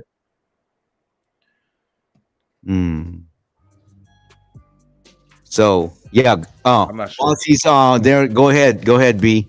Yeah. But man, I was just noticing like how much money I waste and how much the food sucks. And Right. it's not like, it's just terrible, bro. And I was saying, I said this to my son. I was driving. I was like, yo, bro. I was like, we're going to eat fast food, and then we get it DoorDashed, and it's even worse than what fast Yeah. food is because it's cold, it's shitty, it sucks, and you spend so much money. So I was enjoying. I still am. I don't eat fast food anymore. Like that's one thing I did cut out completely. Right. I barely drink soda and shit anymore. Like I just started having beers, like starting to show back up a little bit. But yeah, I don't eat that shit anymore, bro. I don't fucking like it. I don't enjoy it. I don't like these little kids making my food, dropping it and spitting in it and shit. The dangerous part is that the dangerous part is, of course, when you drink something, it always tastes good, right? And then they say 0 calorie, 0 sugar. Yeah. You know what? Don't believe none of those stuff, man. Fuck no. Yeah, I don't believe none of that shit, bro. Just, and then the energy drinks too. It's like no, man. So yeah, I'm gonna kick you out. Just use the link. Try to get Okay. back in. Yeah. But yeah, like you guys were saying too, like even Ray with like what you were saying with the crock pot and stuff like that. Another thing I was noticing is the biggest reason why you're eating fast food for the most part. Why? Mhm. Because it's fucking convenient. That's Very the convenient. that's the main reason. You feel me? Like Harris is a little different because he's got, like he said, he's got his events. And you go to an event and they got some good cooked food and shit. Right. That's different than fast food, though. You feel me? Like that's still some cooked food. It's catered. It's more thought process going into it. But these fast food places, man, they just literally balling your shit up and throwing it in the bag and not caring about nothing. You eat No, it. I mean, and it's like you said, it's convenient and whatnot, and and it's so tasking. But if you do it like, okay, so and I learned this like in Hawaii, there's a lot of people with, especially the Paulis, they're a big family, right? Usually a family of 5 in the Pauli family is typical. They always got 3 kids, bam, bam, like no problem. 4 or 5 kids, no problem, right? But what I learned about their culture is that the kids participate. Mm. One cooks the rice, one cooks ready and this and that, whatever, and they all and they use it as a family time. Yeah. They use it as a family time, and so what happens is that when the kids grow old, they know how to cook. Yep. That's what I was supposed to be. And when you know how to cook, you'll know what to eat. And if you know what to eat, then it's easy to learn all the other stuff. Because a lot of times what I noticed when I was doing the Vitamix as a demonstrator, a lot of Americans, the reason why they don't like something is because of the taste and the texture. Mm. Once you get over the taste and the texture, and how do you get over that? By getting the information. Yeah. If you understand, what this does to your body and everything like that, then you'll be more, okay, then I'm not going to hate broccoli anymore because this is what it does for me. Right? Yeah. Yeah, it's very true. And even with that concept, what's fucking crazy? People still find out information. They still learn about what they're doing and everything like that. But because of convenience, they will still continue to eat the same bullshit. But you know what? What's going to happen is that they're gonna, because of the convenience, and then what's gonna happen is that as they go along with it, because they already have this understanding in their mind. We're gonna bring some ladies in here to the Hida Pub. When the time comes, that particular is gonna come back again. Yeah, that's true, bro. That's one of the reasons why the homeschooling thing is so big for us. Exactly. Just like you just said, we're doing things like that, man. We're incorporating things like, every time she's making Jordan's meals and stuff, like she's got her in the kitchen. Like Jordan knows how to make a peanut butter and jelly sandwich by herself, cutting the crusts off and everything. Mm-hmm. We include that as part of her learning experience. You know what I'm saying? And so, bro, I can go into this stuff. I feel like me and you gotta do a show, bro. We gotta have a cause shit like this. And my girl, she's from Hawaii, so it's interesting. Like your same type of things. Like she's Japanese and black, but she was born in Hawaii. Right. But it's crazy that these topics are the same exact thing that we're dealing with, bro. Like using school as a life teaching lesson and not just a fucking trying to build your mentality for what the America wants you to be and shit. We're trying to do shit different, bro. Like in every way, man. In every way. I never thought I would be one of these type of people that's doing this shit either. I'll tell you that right now. Like I was reckless. Like I've talked about it on here a couple of times, but I'm reckless and wild. And I never thought I was going to be the parent that was gonna be talking about homeschooling my kids and taking them out of class, and you know what I'm saying? Like, you know, I was even saying it's funny how life turns you and what kids does to change you. it's crazy, bro. Yeah, no, it's a Crazy beautiful ass thing, shit. man. It's a beautiful thing, man. I For real. won't take nothing away. Yeah. Yeah, no, me neither, bro. I love the fucking life I'm living right now. I hope Yeah, it keeps no. going. You know, and you know what? A song, it'll keep going. The song should keep making it, you know, going. That's For really real. boils down to, like, you know, what else are we gonna do, right? So we just do what we can and do the best we can, and you know, but really, you know, I was I wrote this, you know, I got this this book called, you know, health, wealth, and relationship, or like 3 pillars of happiness. And health, wealth, and relationship. You know, take care of your health. Wealth will always follow, because you always can work when you have your health. You can always make money, and then all your other relationships gonna come together. Mm, You know, like your business and everything. But your health is number one. Don't take your health for granted. yeah, yeah, that's the part that I'm trying to learn now. What about you, Harris? How's the birthday life, bro? Speaking of changes, and you're 36 now, bro. Welcome to the club. Yeah, it ain't shit. Another day, another dollar. Ain't shit. Shout out to Rat to some bot. Fuck you and Mister up in the Podbean studio. Nah, but you know, like I was saying earlier, man, I take birthdays in as like a personal reflection. I just use them as a marker, a timeline. Of Yeah. course, with Snapchat, Google Memories, you know, they give you the 4 years ago, today. Oh, yeah. So, you know, I'm looking at the timeline and I'm like, okay, you know, I'm just getting family pictures, and then I'm getting pictures now. 1 year ago today, this interview. 1 year ago today, TNR 38 and all this shit. I'm like, Yeah. okay. Oh yeah. So just like a marker of growth. Gotta fucking master my mind a little bit. So it's been 2 years since I did meth. I went to Mexico 2 years ago. Just, you know, I did all the drugs with my boy, right? Drug addiction's one of my things. But I slipped up a couple weeks ago, did some coke a little bit before that, did some Adderalls. You know, it's summertime, a little loosey goosey, a little Adderall, a little cocaine, whatever. But I think the mess out of the equation, I'm not even playing with that shit. But I almost made it 2 full years. You know what I mean? And it was a little bit. I almost wanted to wait to go to Vegas because I know what's down there when I get there, and it's like I thought I would be at that place to where, even though they're the homies and the boys, I could rise above it. Yeah. And I am not at that place yet. So it made me a little bit sad, because sometimes I feel like, at least in my crew of homies, and I'm thankful to have these cats I've known since like we were like 10, 11 and shit still, and we still fuck around. But hopefully, sometimes I think like I'm the one. Like they're still battling with what they're battling with, but so now I'm like, okay, I'm 36. We're getting older, and we were having talks. We're like, damn, we're almost 40. 2 of us are like homeowners, and then 3 of us are still out in the wind trying to figure out what the fuck we're ultimately trying to do. Yeah.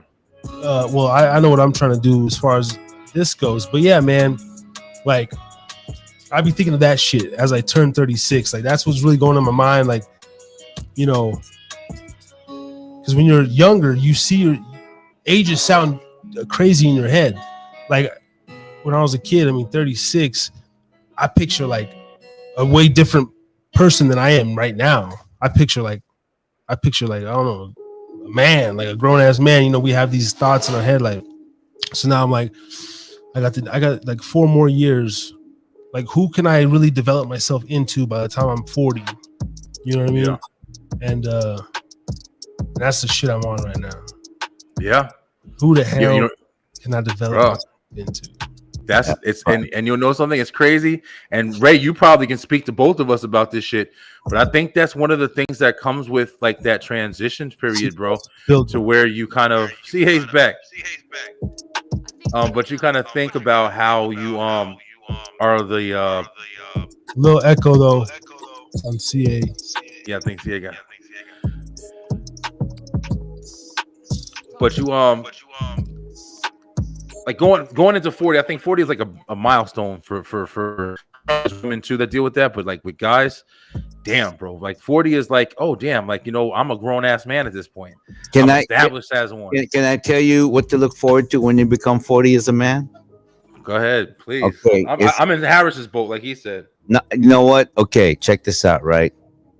A man reaches most handsomest point at the age of 40. Damn, I'm good. Because I looked at my pictures when I was 40, because that was the age I went to Hawaii. Find. And I'm looking at my picture, I'm going, damn, motherfucker, you're handsome. At 40. Yeah. And now I'm 56. And then, because here's what happens. When you're 40, so in your 30s right now, take care of yourself, man. I'm serious, man. Yeah. I'm not fucking around. Yeah, I'm not fucking around. And I'm not trying to say, oh, you must. No, you don't have a must. Don't do a must. Do a want. Don't ever go, I have to. No, that doesn't work. It has to be like, I want now. Yeah. It's a mind thing. And prepare yourself, because when a man turns 40, and I'm just talking for men, because I've been there, that's the peak of your manliness. Well, it goes into something I remember, like Malcolm X said something, or maybe it could have been. It could be Malcolm X, yeah. Because he says I'm 40, yeah. Well, the Muslim brothers, they have something in their writings or readings that they believe that a man does not become a man until 40 years of age. 40, and there's something about 40. It's like it's the sexiest age in a man. Seriously, 40 years old, man. So CA, are you good to go? Because I want to ask you. Oh, we still can't hear you. What? Yes. Yeah, I don't know. Is it your phone is having an issue or something? Or How about if you just have her on the phone and then put the phone next to the microphone? At least we can hear her. So instead of her not being able to, how about do that? Can you do that, CA? Use your phone, call Harris's number or whatever, and then we'll put your microphone you'll put your phone by the microphone so we can hear you, babe. Okay? That work, yeah. Yeah, it sounds like so. Well, yeah, we can. I'm playing the beats off my. Or she can call my phone. Oh, yeah. Oh, hold on. All right, let's try it out. See, anyway, yeah, sucks. Sorry, guys, we have a little minor issues there. Shout out to Chili Jelly, just entered the studio. Chili Jelly. Was she so going on, my man? Chili. Yo, I'll be right back. I'm gonna go grab this fucking beer. I thought I brought it in here. Man, go refill your cup. Actually, go refill your cup, and we got a couple messages from a couple of our. Maybe can we get CA back over here since Yeah, we'll get her on. We'll take a little. Okay, maybe Claire. Maybe there's something about. All right, we got a message though from a legendary guest here. All right, go get your beer, Bline. We'll be right. I'll be right back. Hey man, this is Tommy Chung, and you're listening and watching Harris is Drinking Again. Sounds like a ghetto movie. What's cracking, y'all? It's Lil Kelpie from the 1503, aka Kelpie the P, aka call me whatever you want, just don't call me broke. And I'm fucking with the Harris is Drinking Again podcast, one of the first podcasts or platforms to put me on. Y'all better stay following them, watching them. Stay tuned for more shit. Big things happening in the future.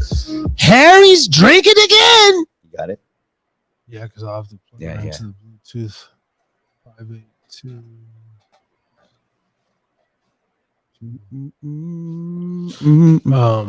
I'm a prolific. Harry's drinking again.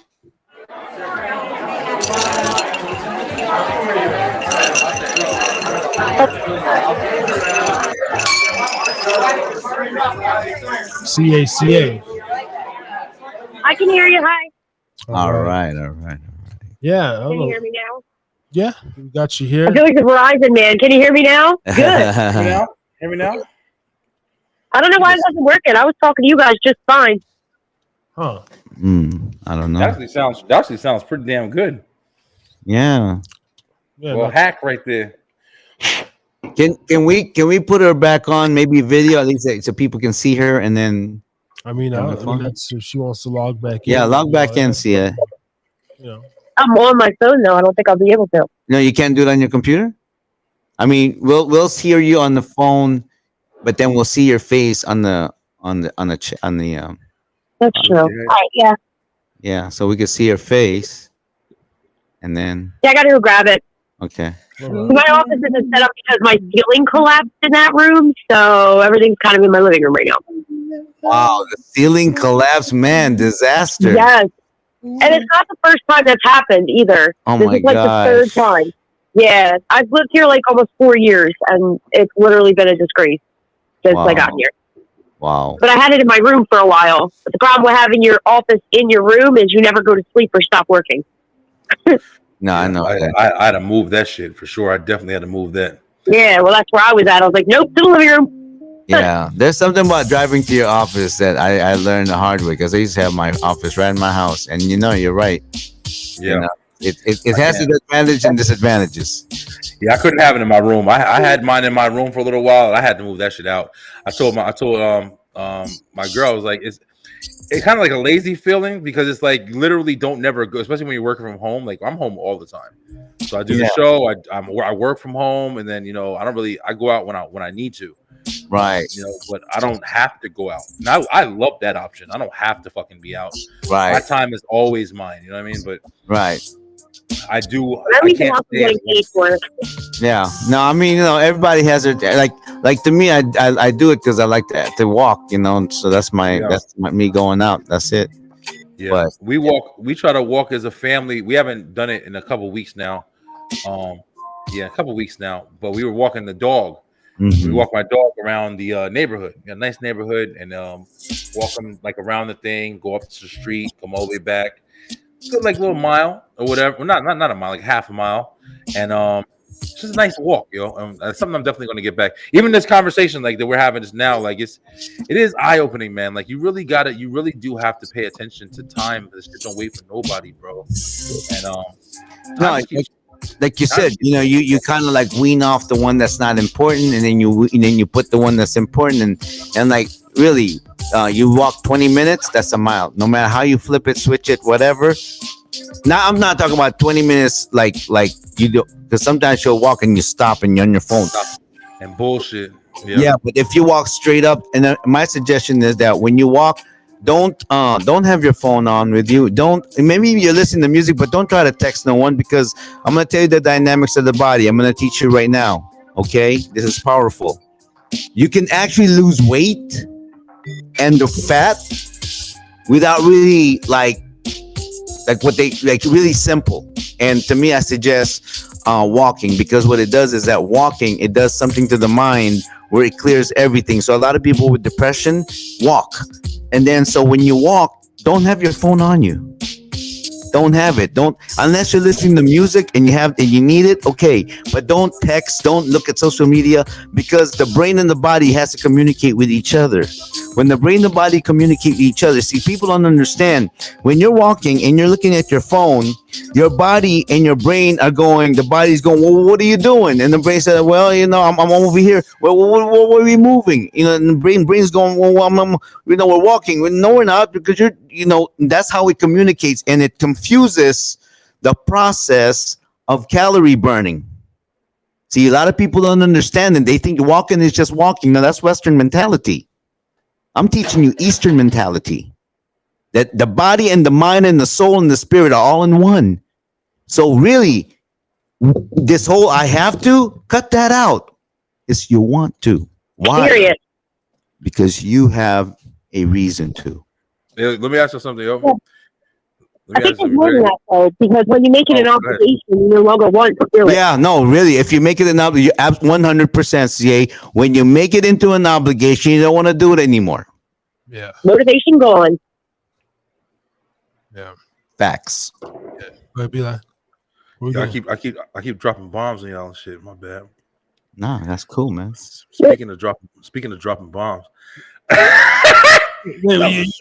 That was a segue as a motherfucker. Gone in the background for a minute. Oh, are you over there farting and shit? What? Oh no! I was about to say something. What's it called? Yo, yeah. So for everybody paying attention to the world and shit, on some real shit, yo. On some real shit. We in the pub right now. So pub talk. how many people really think we about to be on some World War III shit, yo? Like honestly, I mean, well, I think me personally being a tinfoil hat guy, you know, I always got my antennas up. I don't know what they got planned around the corner, but I don't know. I honestly, the whole World War III, like North Korea, China, Russia, I don't think that one. I think, and I would hope there would be a civil war before a world war. But on a civil war, though, my question is, that's civil. That means your neighbor. Yeah. What's going to be the cause of that? Civil war against who? Against who? Well, civil, mostly the people versus the government. I mean, that kind. You know, neighbors are gonna. You know, you're gonna have your neighbors that. Are you talking about people against government workers? Just a revolution of some sort in this country. Yeah. But it is possible. But I the media does like fear games, fear tactics.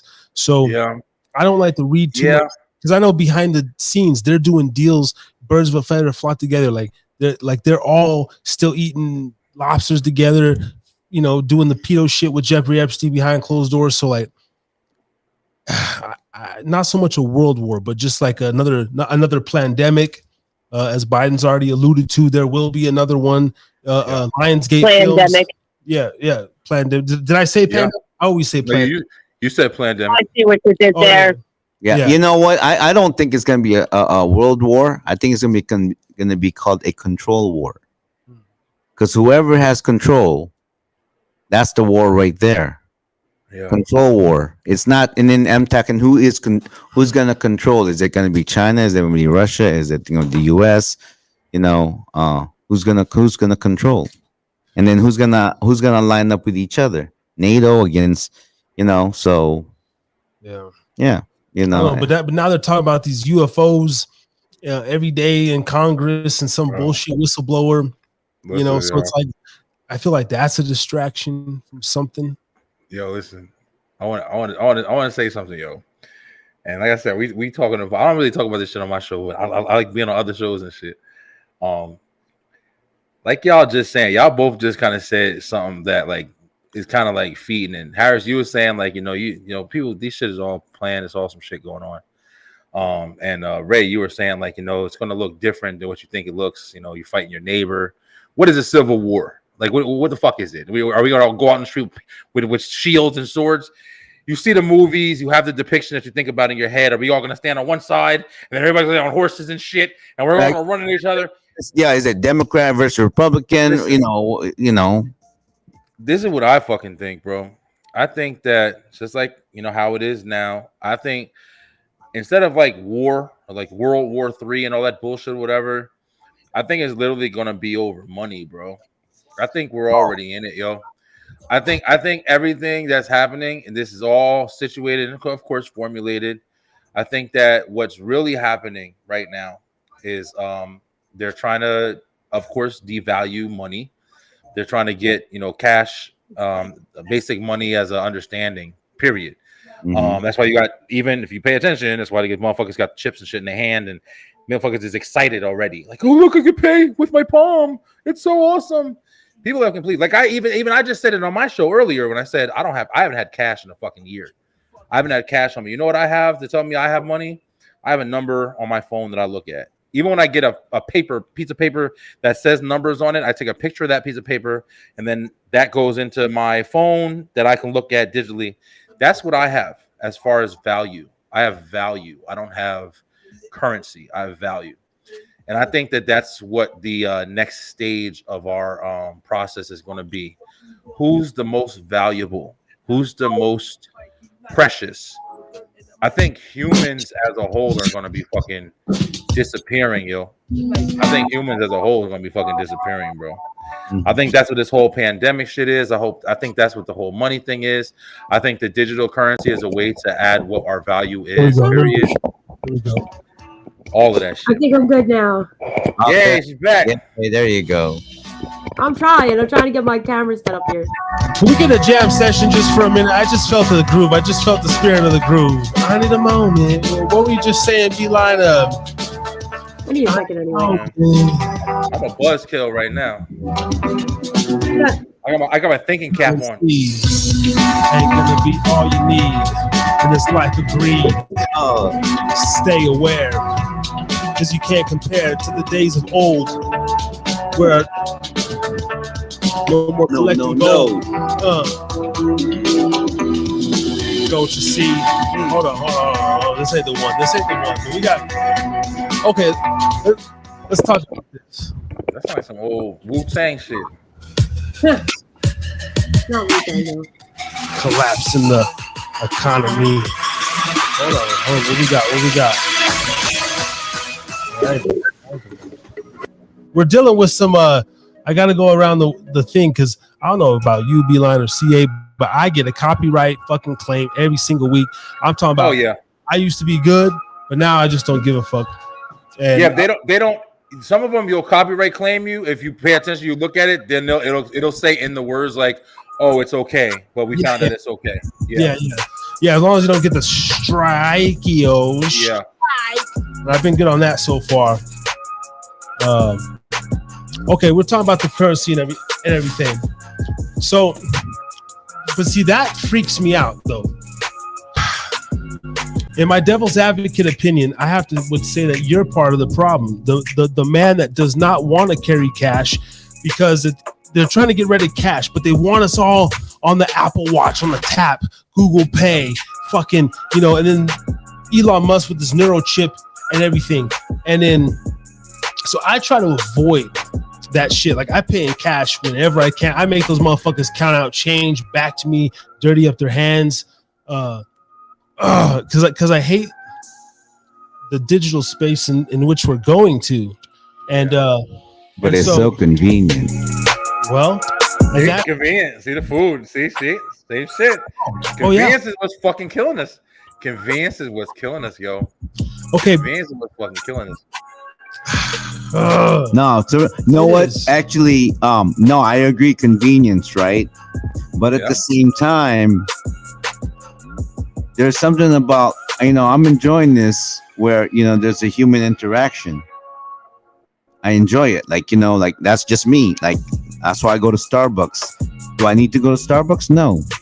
I like it there because the energy that the vibe that you get from people that even you don't know, and it's no conversation needs to be there. You're just around, people. And to me, that's nourishing. I feel you there for sure. I feel you. That's one of the reasons why I used to like going. One of my biggest things with people was like going to the movies. I used to like when a new movie came out in the theaters and you go on not like a dead day. When I was younger, I used to like going when everybody was there. Like when it was like you could experience it for the first time with everybody. Nice big packed theater. You hear like their people's reactions. It's energy and shit. You feel me? Or CA, I know you can relate. In a comedy show, you go to a comedy show, you hear fucking 4 people laughing. It don't got the same effect as when like 14, 400. You know what I'm saying? Like it is. It's distracting right that, all the way around. Yeah. Distracting? Well, I have ADHD, so if a mouse farts in the back corner while I'm on stage, I'll probably forget half my set. So, but you know what? It's interesting. You're ADHD, and then you're doing comedy, and then someone's gonna heckle you. It's that basically adds art to your art because you can't spell pretty without petty though, so people don't heckle me. Oh, but I'm using it as an example though. I'm not saying that people don't heckle you. No, because I'm petty as fuck. So wow, people don't heckle you. That's okay, then I'd never heard that from a comedian. But you know what? But to be up there, just speaking your mind, I gotta give a lot of props to that. But what do you classify as heckling? Because I know heckling can be. It doesn't always just gotta be. She sucks. You suck. No, nothing like that. Yeah, it could be like just somebody. Oh yeah, I did that too. Or my mom goes to that store and shit. That's a fucking heckler too. Somebody who just doesn't know how to shut up. Yeah, that's actually the perfect way to say it. It's funny because as a comedian, I've been a heckler by accident. Oh shit. Okay, yeah. It's not always intentional, but then there's also the people that are like drunk, just being disorderly and loud. Yeah. Let me ask you this: like, I've heard other comedians saying that all the comedy clubs, at least out here, they got this bullshit where you have to buy like 2 drinks or a food item and a drink. And then I've heard a lot of comedians like how distracting, you're hearing some dude munching nachos and everything. Like, what's your opinion on, and I don't know if you work venues that require them to eat or drink. Like, what's your opinion on how that takes place for the show? When you have a comedy show at a venue, because I have a monthly comedy show, and I'm going to quote somebody who told me this. You're there to sell wings and beer. Yes, you're there to provide entertainment, but in reality, the reason that they're putting you in their venue is to keep the people entertained so that they keep buying food and drinks. So yeah, most places will require you to have a 2-drink minimum or to buy food, but that's because they're not charging you ticket sales to get in.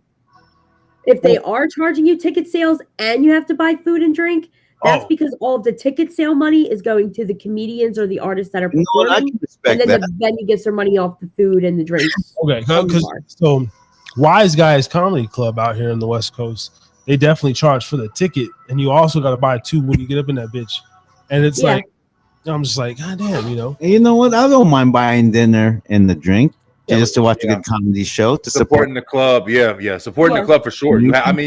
That's how they make their money, man. Same way with movie theaters, they make their money off the fucking popcorn and the food. Yeah. I didn't even know that. Ticket sales don't do shit. Yeah, ticket sales don't do shit for the movies. But to me, a comedian on stage is, if not just as effective as someone that is a podcaster, because they're basically putting their heart on the floor. Like, you're really putting you're speaking what's in your mind, what you experience, and then you're trying to make people laugh. It's all my mental illness is right on display for you guys. Yeah, you put, and then you got to make it funny, and then you got to be able to like laugh at yourself, and then what happened, and there's a lot. Amazing, man. Comedians are just unreal. I full respect for what you're doing. Not trying to like my best. Yeah, I just want to say on that topic, yo. Like, one of the things I was talking about, and I even tell you, like, I love comedy. Yo. I live listening to comedy. Like, every chance I get, everything I do, I'm listening to Pandora, different comedians and shit. And one of the things for me is like, even when I was like starting to change like my outlook on how I saw religion, how I saw a lot of different things, a lot of it was influenced by fucking comedians and their truthful speak that they had. And I was having when I talked to Tommy Chong, and I was speaking to him about it and stuff like that or whatever, and he was talking about the same thing, and he said, he was like, like being on stage is like the pulpit and shit like that or whatever. And it was interesting when he said that, because I really thought about it, bro. The way that comedy is delivered, especially when it's like intelligent comedy, you know what I'm saying? Not just fart jokes and shit, which are fine, but yeah, like really intellectual, like fucking George Carlin and even Dave Chappelle, and like these guys who really speak truth, but they do it with levity. And it's fucking incredible to like absorb, you know what I mean? Like it allows you to take it in so much easier. And I respect the shit out of comedy, bro. I feel like it's one of the sources that can literally divide like anybody in hate. Like you can laugh together and bring people together, speaking some truthful shit. Funny. It's I love it, bro. Most comedians, most famous actors were comedians at first. Michael Keaton, Robin Williams, Tom Hanks, they were stand-up comedians. Because these people right here, they're on that. Okay, and I'm just saying, I'm not I thought about it, and some people say, Ray, you should try a comedy, whatever, right? But to me, my first entertainment was, I was a dancer. I was a b-boy. Toe break. I was a b-boy, and so I know how it feels to gravitate an audience. It's like a natural high, and you get better, and that's how I get my energy from. So just like a comedian, you get your energy from the people. Yeah. Well, am I correct on this, CA? Because you get your energy from the people. Yeah. So like, for example, like one of the main lines that I would open with was that a hoe would always wear a hair tie around her wrist, and then I'd be like, all right, who has a hair tie on the wrist? And women who had their hair ties on the wrist would hold their hands up, get all excited. Some would hide their hands because they're with their boyfriend or something. And I'm going, there's a hoe. There's a hoe. How are my homies today? And that energy, they're all excited. We're hoes. it does feed into you. But even when you get crickets, you're like, all right, so then I am the hoe in the building. So you still feed off it even when it's silence. Right, You right. gotta keep working. So that's when you start, like you said earlier, laughing at yourself. What you said? See, You it's do. like martial arts. She kind of like, how to attack and deflect and then reflect and then attack Yeah, energy again shit and then you're talking deflect, about. reflect and attack again. I want to say too, not speak about the type of individual or personality that it takes to be a comic. When you think of comics, you think of Good question. I think of like trauma, and we spoke about trauma on when you were on our show, and you think about some of the self-deprecating, Humor. those low level. Do you think prior, if certain things haven't took place in your life, you could possess such a ability to even be a comic? Does it take basically a fucked up human somewhat to even want to be a comic? And I say that too because I hear Rogan kind of talk about those things, when he's with this Ari Shaffir and those guys, and they talk about the actual Doug Diaz. Yeah.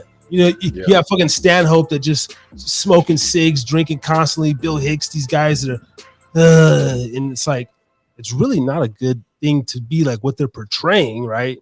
As far as this but it's so and those are the ones that are entertaining. mostly on TV or something. Are those guys the one mostly on TV? No, those guys are more of the actual road comics, straight stand up. Yeah, doing the job. Industry for 30 years. Grinders. Yeah. See, I'm looking more like someone like a Cat Williams or something like that. See, we're talking Eddie comic. Griffin, straight up hardcore, club comedian, Well, yeah.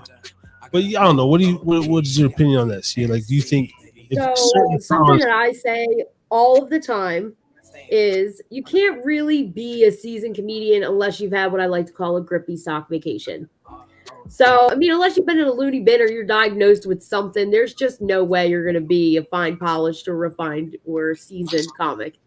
There's just no way, because you have to literally be okay with constant rejection, constant change, you literally have to battle every kind of mental illness, whether you have it or not, when you're on that stage. So it makes it easier when you actually do have anxiety and ADHD and things like that. It makes it easier when you're on stage to pop to a different topic because the room's not feeling this one. There's a bunch of old people here. They're not feeling what I'm talking about with ho jokes. So let me pop over to something else. And oh no, they're not laughing. That's okay. I'm going to laugh at myself. That's anxiety. You're like, skirt, been through that before. But for people who don't have anxiety, you're like, what is going on? And that's where you see stage fright, fumbling over words, that's where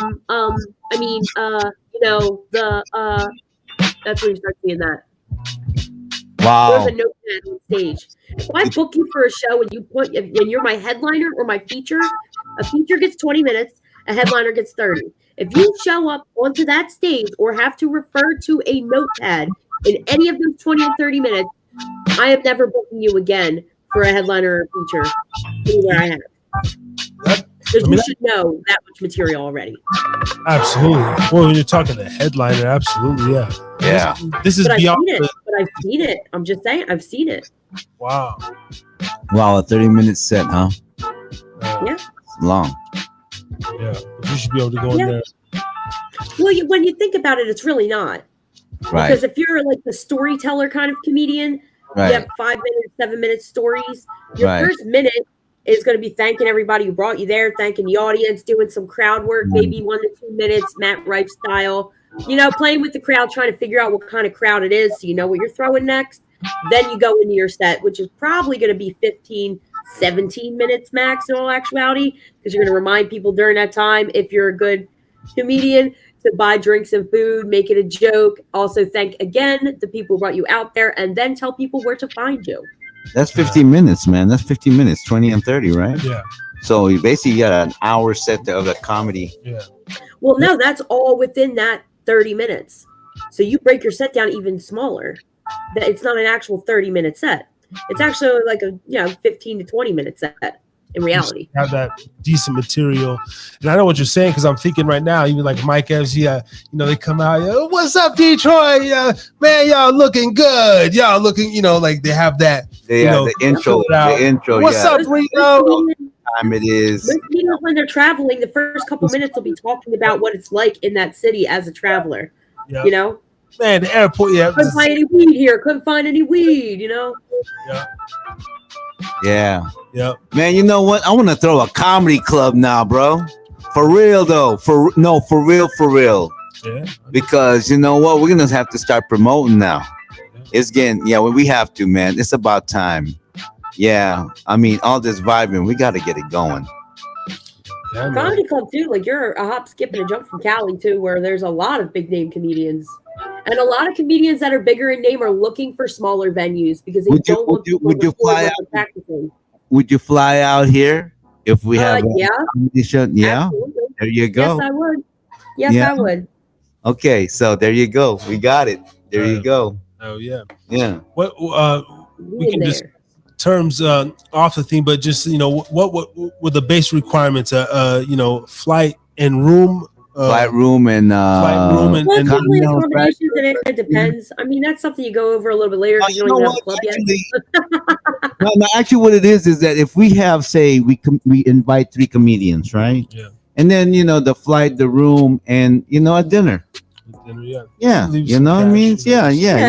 Standard accommodations, but whatever. When you get bigger name comedians, they're not just going to want that; they're going to want more than that.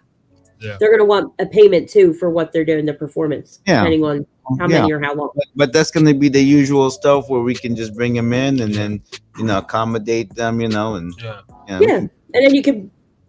People are paying for ticket sales, especially if you have bigger name comedians. Mm-hmm. So you always want to save one spot for like a local comedian to open for those traveling. Okay, so one local comedian. And then I'm thinking about 3X. Yeah, so you would have technically on your lineup 2 guests, 1 feature, and 1 headliner. The guests usually get either 5 to 7 or 7 to 10 minutes, depending on how much time you have for your show. Right. Wait. One guest that again? The local, one guest will be part of that 3, and then the headliner and feature. Okay. So that makes sense. And so 3 guests to what? 2 hours or 3 hours? So I run a monthly comedy show. Let's start there. Mine's actually next week. What I do is I have 4 people in the lineup. I have 2 guests, 1 headliner and 1 feature, like I told you. And then I also have the bar from 7 to 10 p.m. because from 7 to 8:30, I do an open mic. For anybody who wants to come, sign up, get a couple minutes on the mic. And that gets people to come out, and then they stay for the last hour and a half, which is the actual show. But an hour and a half is tight, so I would definitely say do 2 hours because you also need a host, which may even be a better use of the third person that you bring. I'd probably, if you're going to fly people out, it'd make more sense financially to fly out a very good host, a very good headliner, and a very good feature, and then sell them ticket sales at an expensive price and include a dinner. So that way, the venue, I would go for more of a restaurant vibe if you're flying people out than a bar vibe. Then you can include the meal in the ticket. So you can charge more for it. J Resort can basically have the restaurant, the place where they stay in. Yeah. Renaissance too. A Renaissance as well. Yeah. They got a whole plan in action already. I love it. I would love even like I was telling y'all earlier about the sponsorship place that I was going to try to go to. I would love to go over there and like even just ask them like, hey, do you guys need a regular host? No, serious. The thing is that B, what we were thinking is that you come out here and you do your podcast here. You do your podcast here. Live from over here where we are in Reno. That's representing Reno. And you can go, that area over there. What's going to happen is that we just really care about just people listening to our show. We don't care where you're from. Come on in the podcast. You know what I'm saying? Come on in the podcast. And it's funny you were saying you were going to that spot around the corner. I know Ray, he's always come up with something. He'd be calling me and shit. He's the guy in weird hours. I got this idea. He's talking about some Ethiopian restaurant that he's like, bro, we should go over there and do like a mukbang style, ASM, whatever the hell, that chewing bullshit. Try their food and shit. Yeah. Oh no. Yes. Yeah, I don't know. I'm not. into that shit, but I'll be watching some of the videos still. Yeah. And particularly No, when I eat, you want to eat. When you watch me chew my food, not really. It's fucking annoying, especially. No, man, no. It's Right it make people get hungry. I mean, I get it, and I'm down to do it. But like, honestly, I don't know how those motherfuckers can just listen. Well, to they shit. just like it, man. That's Some people got that weird. food fetish or whatever. But at least you're eating good food, though. Ethiopian food, bro. It's not just about the like ASMR is like it's all about the sound. It's all about hearing every detail of the sound. Yeah. Have you ever eaten Ethiopian? And then I don't think so. And then the mukbang is more the eating, like seeing it, Eating every right? fucking thing, yeah. And then trying everything. laying it out, and it's more of the like production though. Like, hey guys, today we're here. That's what I want. Yeah, let's do that. You know, and then let's editing, like, you know. Yeah. And then It's an art, bro. It's an art. As stupid as it sounds, it's a fucking art, yo. Yo, you want to know? You're talking about this. Listen, here's some other TikTok shit. There's a family.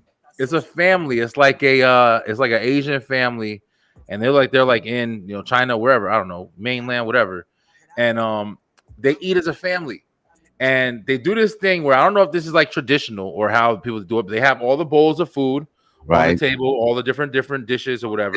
Yeah. And everybody goes in and they take from one dish. Yeah. And then the dad sits at the head of the table and everybody's taking the pieces. And then when the dad starts taking his food, the dad will pick the bowl up and start to kind of like dump the food in his bowl. And while he's doing it, everybody at the table with the chopsticks start to try to dig in there and try to take food before the dad gets the rest of the food. And he does that with every single dish. I watched the shit religiously, bro. I don't know why I fucking like it. I don't know why I'm into it. But it's like a cultural thing. So it's like you asking yourself why you're watching it. The first time I was like, why the fuck do they do that? Like, is it planned? Is it something? And I'm like, I don't know if it's something that like is a cultural thing for them. But it's like it seems like the head of the household, the man, the father, the matriarch, whatever, he's there and he's got the food. He's in charge of who's getting food. And I'm getting last. Y'all better hurry up and get this shit because I'm getting my food. And then the crumbs are going to like the other people around him and shit. And it's just interesting to watch because it's like an ASMR kind of thing because you hear like the chopsticks tapping all in the glass bowl and it's interesting, bro. And I don't know why it's interesting, but it's just one of those things where it's like it's just so different and it's just so. I think people by nature are just attracted to food. People by nature is just attracted to food. Let's face it, man. I love watching this. And I love food. I love to eat. I love food. I respect food. Yeah. Food, drinks, and entertainment. That's what I tell them all the time. Like, I mean, as long as you got alcohol, a little bit of food, and a little bit of music. Food brings people together. You're gonna make money. You could throw comedy in there too. But like, comedy, food, music, food, alcohol. Like those three things, man. What I was thinking about after the comedy is I don't want to do the after party, and it's like like over here in Reno, I was kind of like asking about salsa club and everything, and the guy said, you know what, it doesn't make any money, but if you go to these ranchera where they drink a lot and they'll fight too, I'm like, that's not my flow though, man. Give me a salsa or like a bachete or something like that, but something. I like that shit, man. I never got down with that. Oh that man, bachata and that fucking merengue. Oh, I just can't, bro. Man, that was all that was in Elizabeth, yo. And I used to go to my my friend's house, playing that same thing all day, bro. Across the street all summer I can't long. Fuck with it, yo. I'm all about it, man. I mean, when I dance salsa, man, I turn Puerto Rican. Yeah. So and then there's a band called they're actually Japanese, but because there's a I think where are they from? BNCA, some soldiers tonight. Fucking 2:00 in the morning over here. No shit. Yeah, I was just saying. Wow. Oh, shit. He bounced. See what happens when your Harris is drinking again. Pubcast. Time just flies by because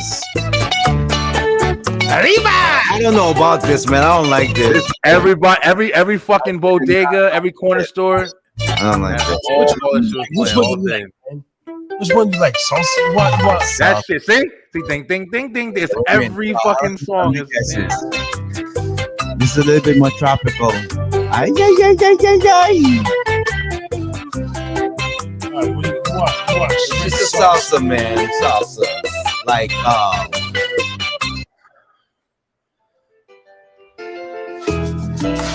Oh, there. That's Oh, salsa right there. hold on. I want to see. Ray oh. keeps talking this salsa shit. I want to see right now. And Harris is drinking again. Hold on. Let's get you a little lady up here on the screen here, and just see if you can impress these two women at the bar there, man. Like you got the steps down.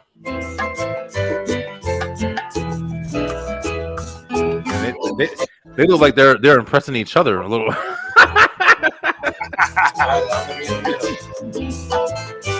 Damn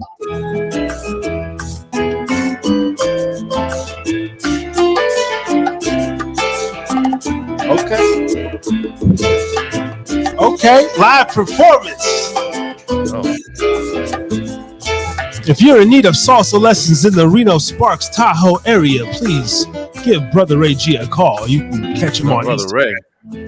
Talk, teach, truth. what? I told you I turned Puerto Rican. Yeah, I see you got it down packed there, bro.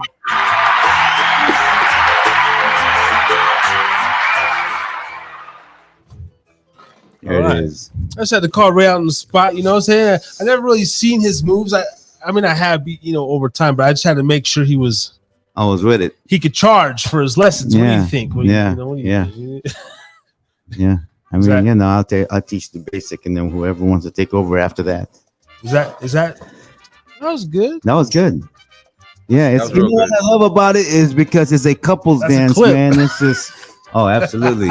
When Brother Ray G's over here, everything's a clip. Yo, I want to ask you guys something real quick, yo. Not to go off the topic and shit. This is a lot of fun. And listen, bro. Have you guys experienced kind of dealing with people that you've seen on the show and stuff like that? Have you dealt with dealing with people that are just kind of I'm trying to find a nice way to say it. That's probably why I'm saying it right. But with people that are just kind of a little bit too much into your shit. What do you mean too much in our shit? Explain that a little bit more. Kind of nervous, man, because I don't know if who's I'm talking about who's is watching? watching right now. Yeah. If That's they're why I'm trying to watching say now. it nice. If they ain't watching now, they're gonna be watching later. But I mean, Okay, maybe but I don't know. I mean, I kind of think, trying to see what you're trying to say. Let me say this. Do you mean they're critiquing more? Because I have this general feeling we're all kind of watching each other. If you know what I mean. And we're all, And we you should. know, That's how it is. That's how you get better. and it's competitive. You should.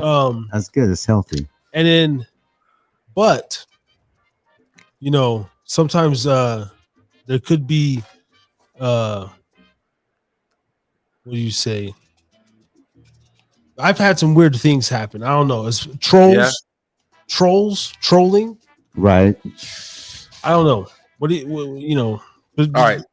What I'm trying to say right now is, listen, I respect everybody who watches the show and enjoys the show and everything like that. Yo, I'm not trying to take anything away from it.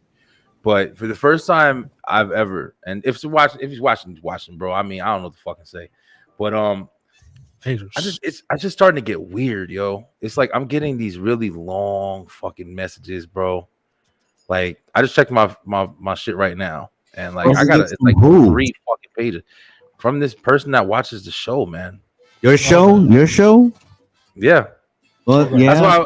That's why I was it literally, I just saw it right now. That's why I guess I'm just trying to see if y'all kind of. Well, okay. On that note, yeah, I didn't know if you were, talking about a specific individual, what have you.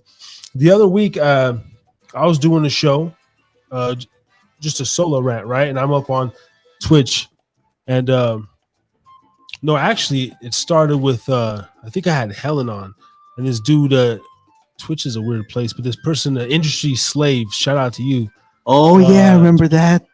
They I had said at the beginning of the show, because I joke about the Illuminati and selling my soul and little shit like that, you know. I know it's not a joke. I ain't joking with my soul, but I might have a little price, you know, holler at me after the, you know, little shit like that. Like, and there was a person that did come on and kind of get weird in the chat. But then even prior to that, up on this pod being here, shout out to you. You know who you are. This motherfucker would make like 12 different accounts. And then there was a show where he was like telling me about past shows, and he brought up like some tranny stuff. And if I don't have no guests on, I'm just sitting there. Hopefully there's somebody on bullshitting. But it turned out like support, but then he kind of started trolling in a way too. And then, you know, sent me some messages. He was like, bro, I'm like handicapped. You sent me a message of your foot, you know, in my DM. And then a few days after that, and then he called the phone.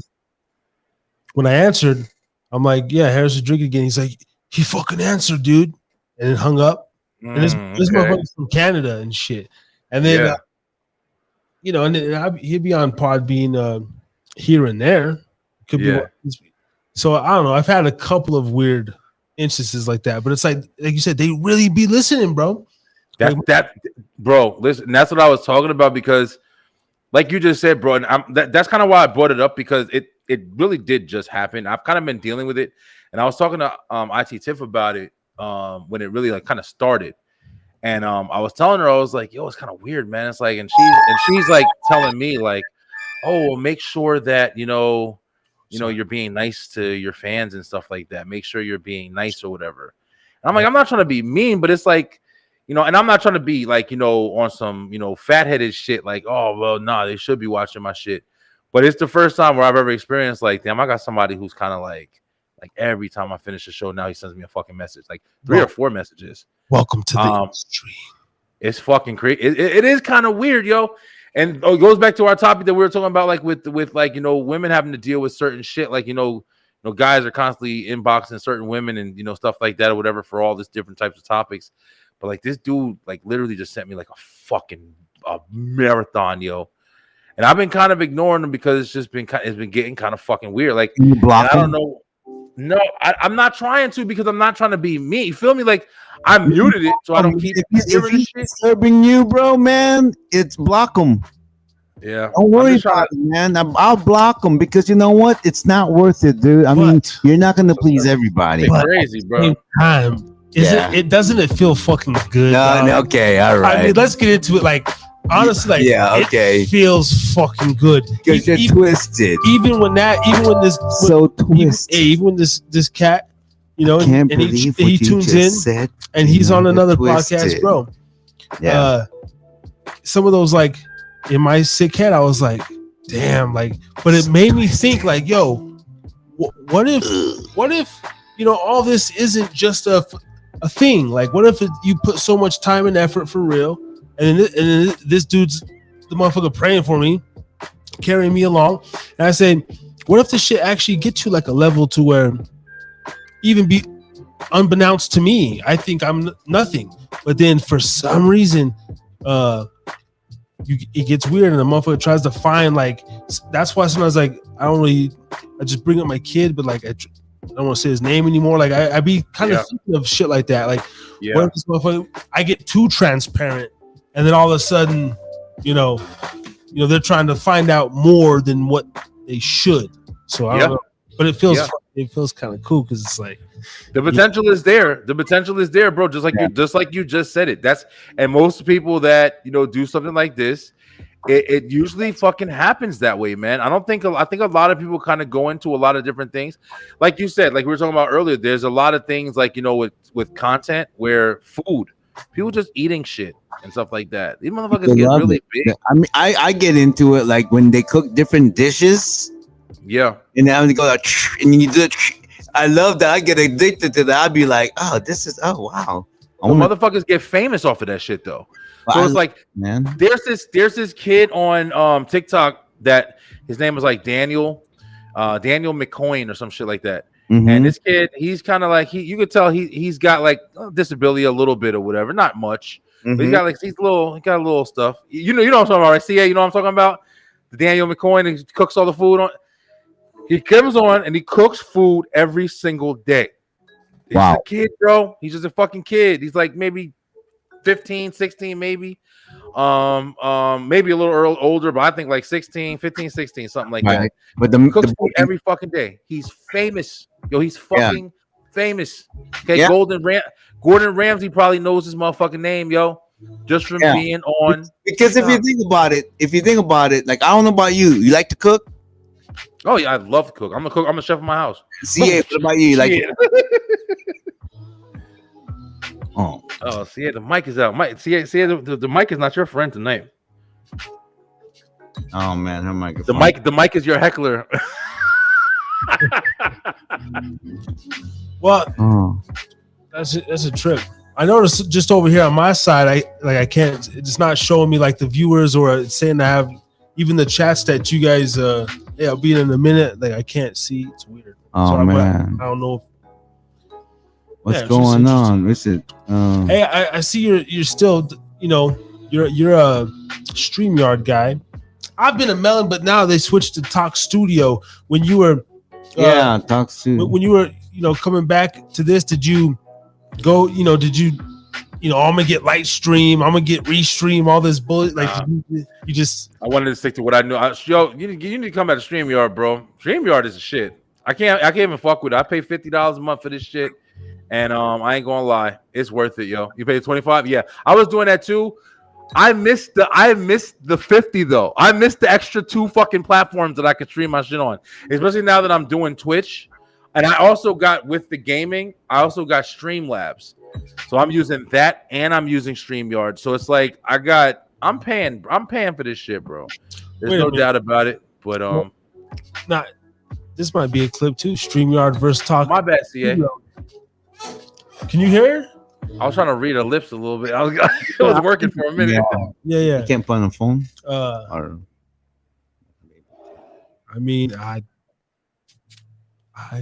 fucking know. That shit's fucking good. I know I want to spit some. I ain't fucking spitting nothing all night, man. Yeah, what we got here? That's it. What you got? Let me back you up. Shit. I'm feeling it too.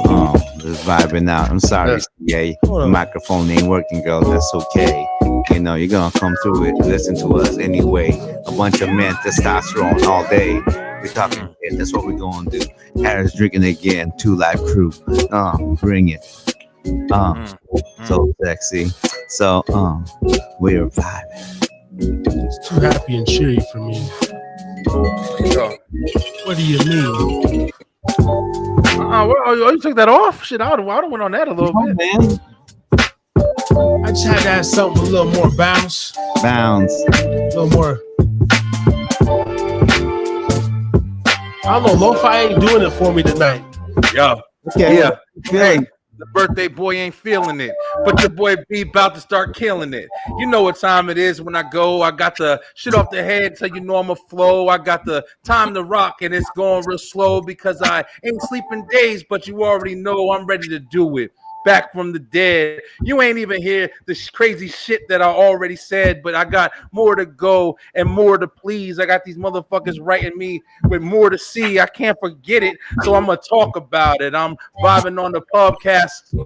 Awkward sounding. I ain't even trying to think what I'm talking about. You can't hear me. Ask CA what I'm talking about, because her mic ain't working. We ain't jerking. We ain't twerking. We just fucking baking and smirking, talking about it. What's the Bline? Ask me about it. Who's the rap now? I'm the cap now. Who's the lion? I just want to take it over. If AC, you ain't being hearing you. You know what, girl? If I was you, I'd turn around and twerk it too. That's what I'm talking about. You turn around and twerk it too. You ain't got nothing. You can't talk nothing. Show what you got. Bring it on. Come on. Good line, B. Good line. You have to catch that. Goddamn saying. Hold on. Okay, come on. Now, when you gonna start? Come on, man. You know me though, man. I know. Bring it through. Feel it. I'm very What's the topic? Meticulous. Next level. It won't stop. I gotta find my people to rock. I gotta find to keep it. Gonna stop. I'm very meticulous about the matter of fact. Oh. Matter of fact, we're gonna put in a little. You better not stop. Fact, You better just roll out. B's from New Jersey. We're gonna put in a little East Coast. East Coast. East Coast, baby, the East Coast. I'm gonna put East Coast, baby, the East Coast. Dark East Coast. Dark East Coast. You gotta put that dark. Man, you want to be dark like me? I'm so baby. I told this motherfucker one time. I said, "Yo, I stay a filthy nigga, cut up pants and rip tees, bitch. Please, I swing on bitches like we live in the '60s." I used to be able to fucking spit, yo. Oh, nice! Wow, there you go. I used to be able to fucking spit. There you go. Spanish kid. I had this motherfucker. I had the Spanish kid. I said, oh shit. Oh man, what the fuck was the old shit? I said, instead of hooked on drugs, you should be hooked on phonics, lyrical, ebonics, essay. Don't come in the rap game. Just because you got a Jerry curl don't mean you worthy of black fame. Oh, spit that. I used to be murking motherfuckers, yo. Yeah, man, there you go, man. I was a legit rapping that was motherfucker. a bar. That was a bar. I just seen you send a video. Can I play the video? Are you trying to relate to us? Let's see what's going on. See, mine says that I'm talking. The yellow box is moving. Nothing for you guys. Oh shit! Yeah, I'm not sure why it's not coming through. So that's the one that she sent the last time on the. Right now. Yeah. I mean, if you want to just hop in again. We're having too much good time over here. Top out and Too much fun. Too much fun. Let me get up in it. No need a gun. Put on that East Coast flow for show. Harry too scary, just picks the beat he wants to bust to. Yo, I'm particular and I'm meticulous. I don't know when I want to spit, but I'm a rip to this. Drinking Coronas and a vodka with a bonus. Still sitting here with a fly shirt, shades. You know us on a Thursday. No, it's a Sunday, but only one way. Me and Bline know is to come. They don't want to see us on the damn grind because we go harder than ever. You know, we blow in your mind. And I'm making it real. Keeping it real when I be doing the deal, but never that. It's in the office and I'm fucking clever now. Not up in the streets getting severed down. Ow. Relax and kick back while we state facts. Yes. Yeah. Yo, second. Yo, your boy B Blazer going to be burning you, coming to stroll you. You don't even know in the stroller. You was too young to react. Now I'm back. I gotta flip this shit and break you like a Kit Kat. Flip that. I flip back and sit back and watch my actions. I don't give a fuck who asking. What questions is coming up in the problem? I'm gonna make sure you have the right gun to solve them. Fuck it all if you think that you got the one. You don't got shit and I got none. And you ain't got nothing to even speak about because I'm going to sit here and talk and run my mouth. That's my job. The mic is working. It's real hot now. I'm sweating like a motherfucking slave in a box now. I can't even stop thinking because I'm too tired, but it don't matter. I'm going to keep my mind too fired. I keep rocking and it's going to get me too wired. I got this drink and it's getting me too live. Woo! I don't know if I got you in the building. Too live. It's 2 a.m. going on 3. Man, you should pay this man. Yeah. Late night, dope flows. You just don't know. On Harris is again. But I ain't feeling it no more. I want to switch the beat. I want to roll some dro. But I'm like, damn. I think Ray came with the empty hand. And I only got a little bit left in my can. And you know I gotta have my smoke off in the morning, but I want to keep puffing late night, and I'm yawning. We just keep the flow going. Hopefully CA can get back in the building, cause you know it. Oh, we gotta bring them right now. We gotta bring you CA right on. We gotta bring you on right on. We gotta bring you on right on. We gotta bring you on. Keep go. Clutch. If you see me, don't fucking speak too much. I'm touched. If you touch me, then you stink too much. Yeah. Don't rush. You know, man. Oh Used to love man, rap, bro. that was hey man, that Love was rap, hey bro. man, that was a run. That was a run, yo. That was a run, though. What's Feel up, so how you feeling, man? That was a run. That so was a shitty now. Now let's take it to the west. Yeah. Now let's take it to the west. Yo. Come on, bro. Oh, I gotta get some good shit out. Take it to the west. Coast to coast. Doing the most. Yo, grab the mics. Put the passive tight. Never that. We be sagging. Kicking back in the lacking.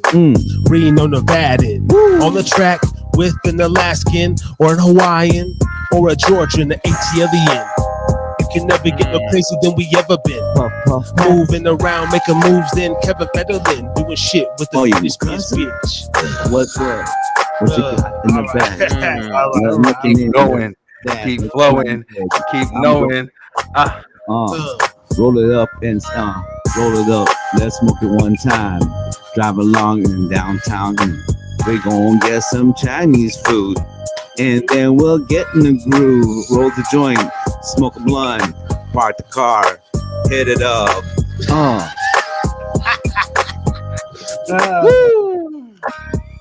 West Coast beat. I'm B. Y'all know me. TV ain't on my screen. It's my show. I do my shit, got my flow. Yo, I'm East Coast, but West is in the building. Yes, that's Harris and Ray G. He's in the building. You know he the man. We killing it this time around. I got that beat and he got sound. That flow just can't be found. And these niggas just can't be down. Yo, your boy is too live. I stay up till 2:05. And this is past that. Because it's now the next day over and I'm still around. No finding me. I'm on the mic just where I'm supposed to be. It ain't never gonna stop. I'm supposed to freestyle off the dome. And if you know with me, then it's gonna keep going. Never stopping. Got my movies all up in the pocket. Now you niggas see it's going down. I got the camera going round and you ain't never gonna see that piff no more because your boy don't smoke. I'm spitting. Podcast that's going down. Don't you forget about your trouble. I'm going down. I'm twisting it. We're bringing it. Harry too scary. Bring on a mic. That's what I'm telling you. Bring it. I want to hear what you got to say tonight.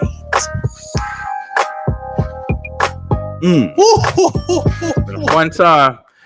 Yo, it's been fun, guys. I think I'm gonna have to on that rap exit there. That's the best way to exit out. I think. Right, there you go, man. Hey, it's been fun, yo. Yo, man. That was clean, man. That's a run, yo. Woo! Guys, yo, happy birthday, Harris. It's been great having you guys, man. Talking with y'all. Have a great show.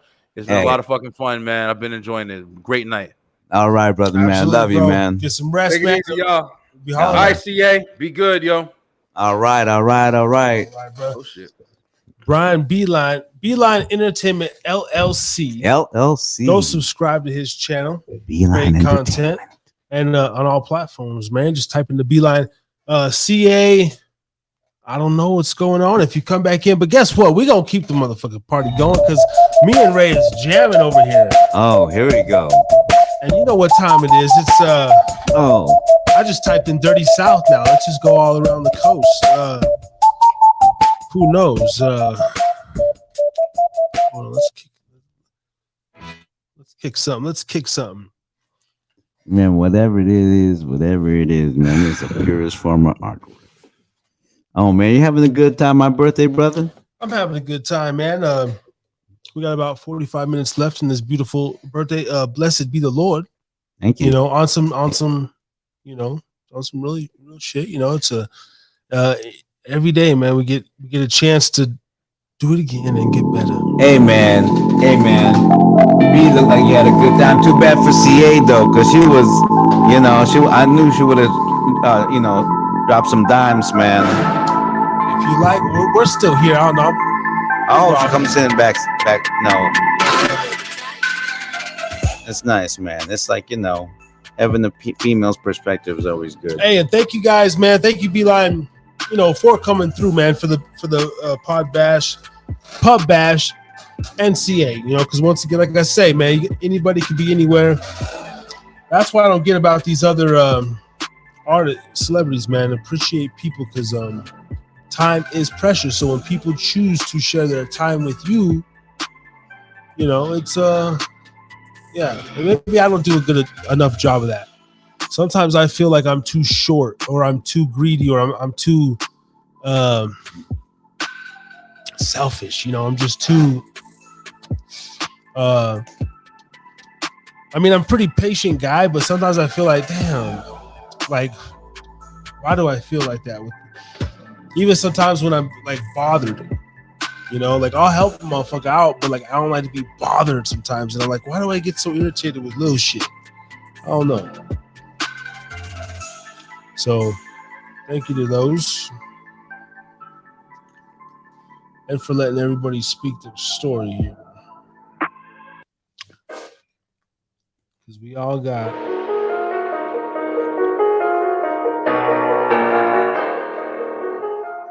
let's go back to the East Coast.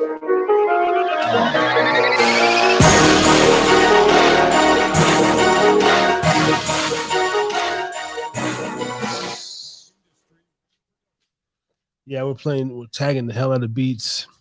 All I know is that this fucking backdrop looks amazing.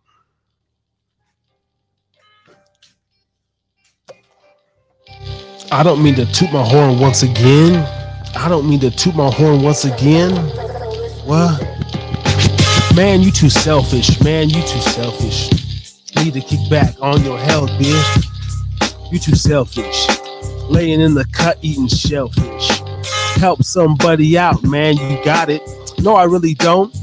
I'm off it. I'm only doing things for a profit. Lint in my pocket. Man, you lying. I see the 20 in your back. What are you talking about? You must be smoking crack. No, I'm not. Man, you got that shit. Help a brother out. Man, I ain't got you. Make it off me. Every time I leave the damn house, I'm thinking, should I help a brother out? And I'm like, no doubt. When I dip around the corner, but then I come back and say, man, I don't know you. And I act like I don't know you. And that's a damn shame. But what you talking about, you had money for some cocaine? Oh, yeah, but that was different. Now you're a fucking addict and you should damn quit it. Oh, I'm broke again. Oh, I'm broke again. I can't be broke again. Oh, I'm broke again. Broke again.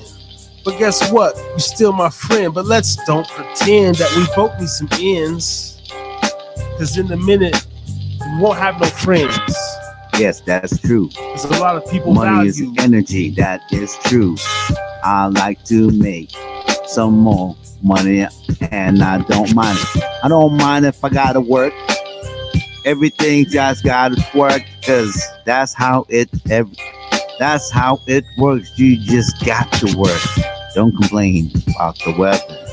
Don't complain about the situation. Just do it. It's hard not to complain when everything is so easy, man. I can sign up for welfare. I can get my teeth done there. And the government make it so easy. Every month they send me cheese. Please believe that I want to get up on my knees and ask God why, but I still have 7 mouths to feed, or even damn 4. Shit, I lost my girl last month. She took the front door. Can't even pay my taxes. And I'm falling on my ass quick. 2,100 is all you need to make to pass the welfare take. Who makes 2,100 today? You'll either not have a rent, but you'll eat. That's what it is. You'll eat. You won't have a roof over your head, and then that's how you pass for that. I get it. It's a gimmick. No good. Oh. Sorry, CA. It's not letting you back in either. Oh, it's not letting her back in? I mean, if you want to try to even get back in, that sucks. Wow. Because Bline's out, you could still try to link. Yeah, right. Right. Please send you the link. But yeah, I mean, if you're Send still her the link. listening, okay, sorry. I mean, For 2 times stronger defense against. hey, I didn't pick for YouTube Premium. Fuck those ads. Sorry, retry if you want. Still jamming. Hey, man. Oh, okay. Hold on. You haven't. I gotta play you the clip. Like, dude, fucking dude. That's how good it is, dude. Dude. I gotta hear it, okay? Look at this, man. What are you talking about, okay? I'm talking about. What is I'm like talking about hot fire, bro. I'm talking about hot fire? Watch this shit, man. Hot fire. All right. Look at this. Okay, you want to talk about jamming? Hold on. We right here with CA. Oh damn. I'm trying to set up the mic. Okay. Yeah. Just hop in when you're ready. Got you. Hop in. All right. Bro, that clip we did last week, brother. And I it's not telling me if anybody listen or not, but it don't matter. Listen. Okay, listen. Okay. Listen to this. Like, I've been listening to this.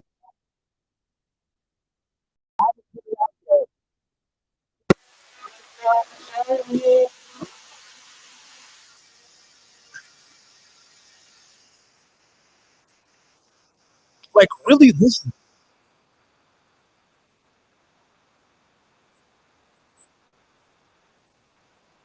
Who's coming?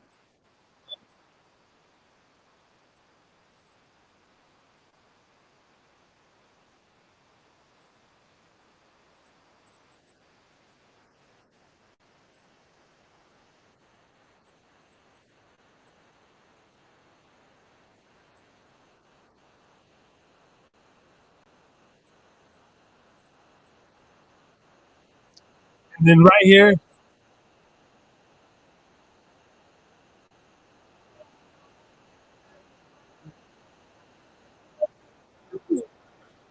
guilty inside. Yo, I had this shit on repeat. Man, we gotta put this on the reel, dude. Yeah. And this is just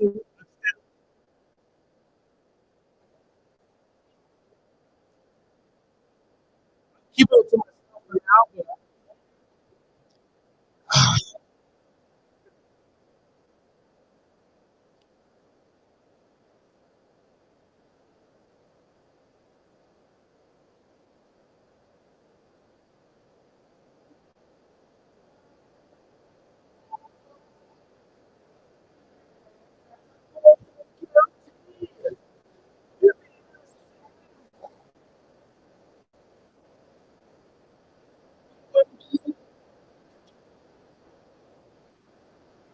Okay, and I know that people can't see that. Yeah. But right. imagine this now. Now imagine this. Right. Man, you're actually editing right on the show on off the cuff, and they're actually seeing you in action. This is exactly what you were telling me about the other day. No, today. This is exactly what makes the show your show. Is that you're actually showing the people here you're in action. Yeah. You're not just like, I mean, we're not like, I'm not a news guy. This is a pub. It's a pubcast and whatnot. And say, well, that's the case, Ray. Aren't you wasting your time? No. I mean, maybe I am. No, but no, because I set my time to where I put this as part of my day that I'm going to do this because information is needed. Yeah. Okay, but check this out. So those clips were dope, but imagine seeing the clips with the fucking. It's another day. And I'm on my way. Are we gonna do this? I don't know. What's gonna be? It has to be imagination, facing fear, or this creation. Sitting here, an occupation. I don't know, but I'm just facing. It's God teach truth, or I owe you, and I just don't know what you will do. But I know that I wanna come in, and I'm just drinking gin. Yeah. I know what you're saying. I feel so guilty inside. I'm say I'm not playing, but thoughts go to my mind, and your show drove me to my existence. Boom. This is what the Hida Pub is. I like the way it comes in. I like the way it comes in.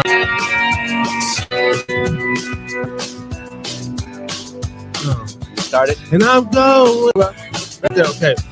I like that when the piano starts again. 'Cause I did have a little flow going there, so. All right.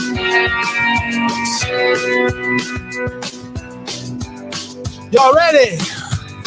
It's about a girl that I used to rock with.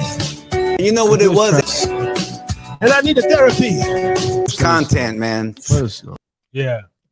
And then Oh, we got it. Content, man. Personal. Whatever. Yeah, there's a few I think in Wow. what is it? In this one, there's a what's that? Oprah clip? Opium, yeah. Opium. Opium.com. Opium clip. Damn, it made the clip look legit. Yeah. Damn. There's some other shit, but the main thing got this cross clip here. You know, just little shits. We didn't play this one. Drove me to my existence. Oh, therapy. You heard of he. Right. But I have the two variations of the clips. You have the cut and yeah. You know, to go. But the point is that we actually make you feel so good. So just grab a chair and just sit on down. Oh, give me one more time. One more time. You hit something there. For Yeah. a moment in time. Yeah, right. So we got some, yeah. Man, that's going to give so much confidence in all the other people that want to have that kind of confidence. Now, at the end of the night, what are you going to say? Oh, a couple of goofballs having a good time. Yeah. It's like, okay. I don't mind. Well, I am a goofball. Yeah. That's why I'm a happy guy. Because I accept being a goofball. And then right here, like, hey, Clock. Oh, damn. you kind of sound like having a good time out there. Clock. PM. Oh man, that was hard. Yeah, See, so- I mean everything. We're just having a good time. That's what people like to see.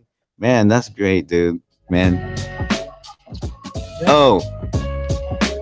After watching that clip, Let's go make another. I feel like I want to say something now. What should we say? Hey, salute to whoever's up on Twitch. I heard a little comment might come in, but Christiane, what was that? Christiane, what? Is she back in the building? Christiane, is she? Oh, that's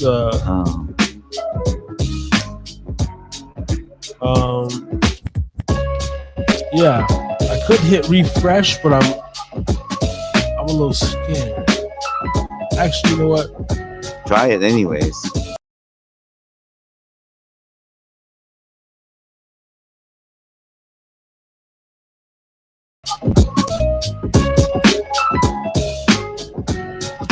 Back up in the building. The comment. Oh, there we go. Oh, who's that? Christiane. Okay, so you can refresh it. All right, This see, out. I refreshed it. So And I'll join. What? What's this? What's that? That was older. Sharing this out and I'll join. That was older though. Oh, okay. That's yeah. Okay. Oh, okay. Huh. That's weird.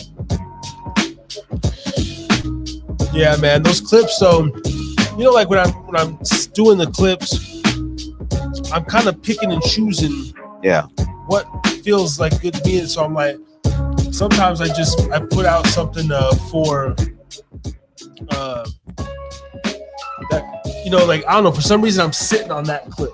Right. I'm like, yo, it's like too good. I want to like put it out when it's gonna gain a lot of traction. Like I don't know when that time is, but Thanksgiving.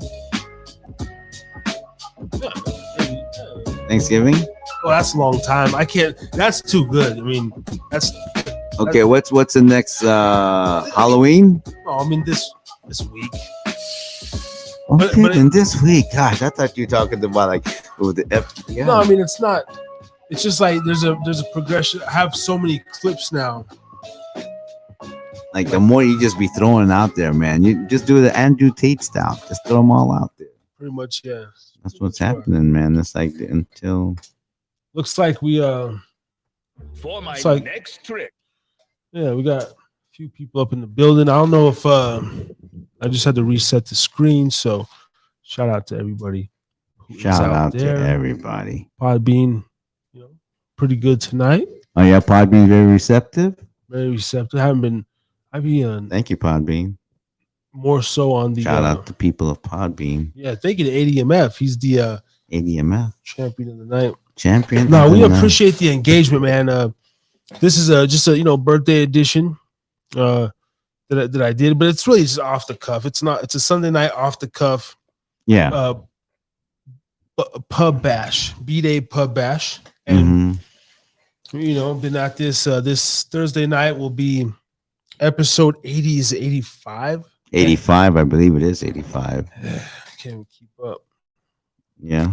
Episode 85, and we just appreciate like that clip that you just heard or witnessed. I just see fucking joy in that. I see fun. Right. Like innocence almost. Like, look at these fucking grown-ass men, 56, 36. I know what she's. I'm telling you, man, like that shit's in bed. My girl was hating that. And I'm like, watch. What? She hated? Yeah, she's like, but anything on a good way, like, you guys are nerd, her shit. But I'm like, watch, you're gonna get it stuck in your head. And then I know, right? And then I've been playing it a lot, man. Yeah. Because there's a certain melody, but it's like it's fucking in the moment. In the moment, man. It's unrehearsed or nothing. We just was vibing, just feeling it and everything. And I think that's so good, man. Yeah. Yeah. You know what? Now, when I play my stuff in the car, I listen to like beats. I don't really like listen to the words anymore.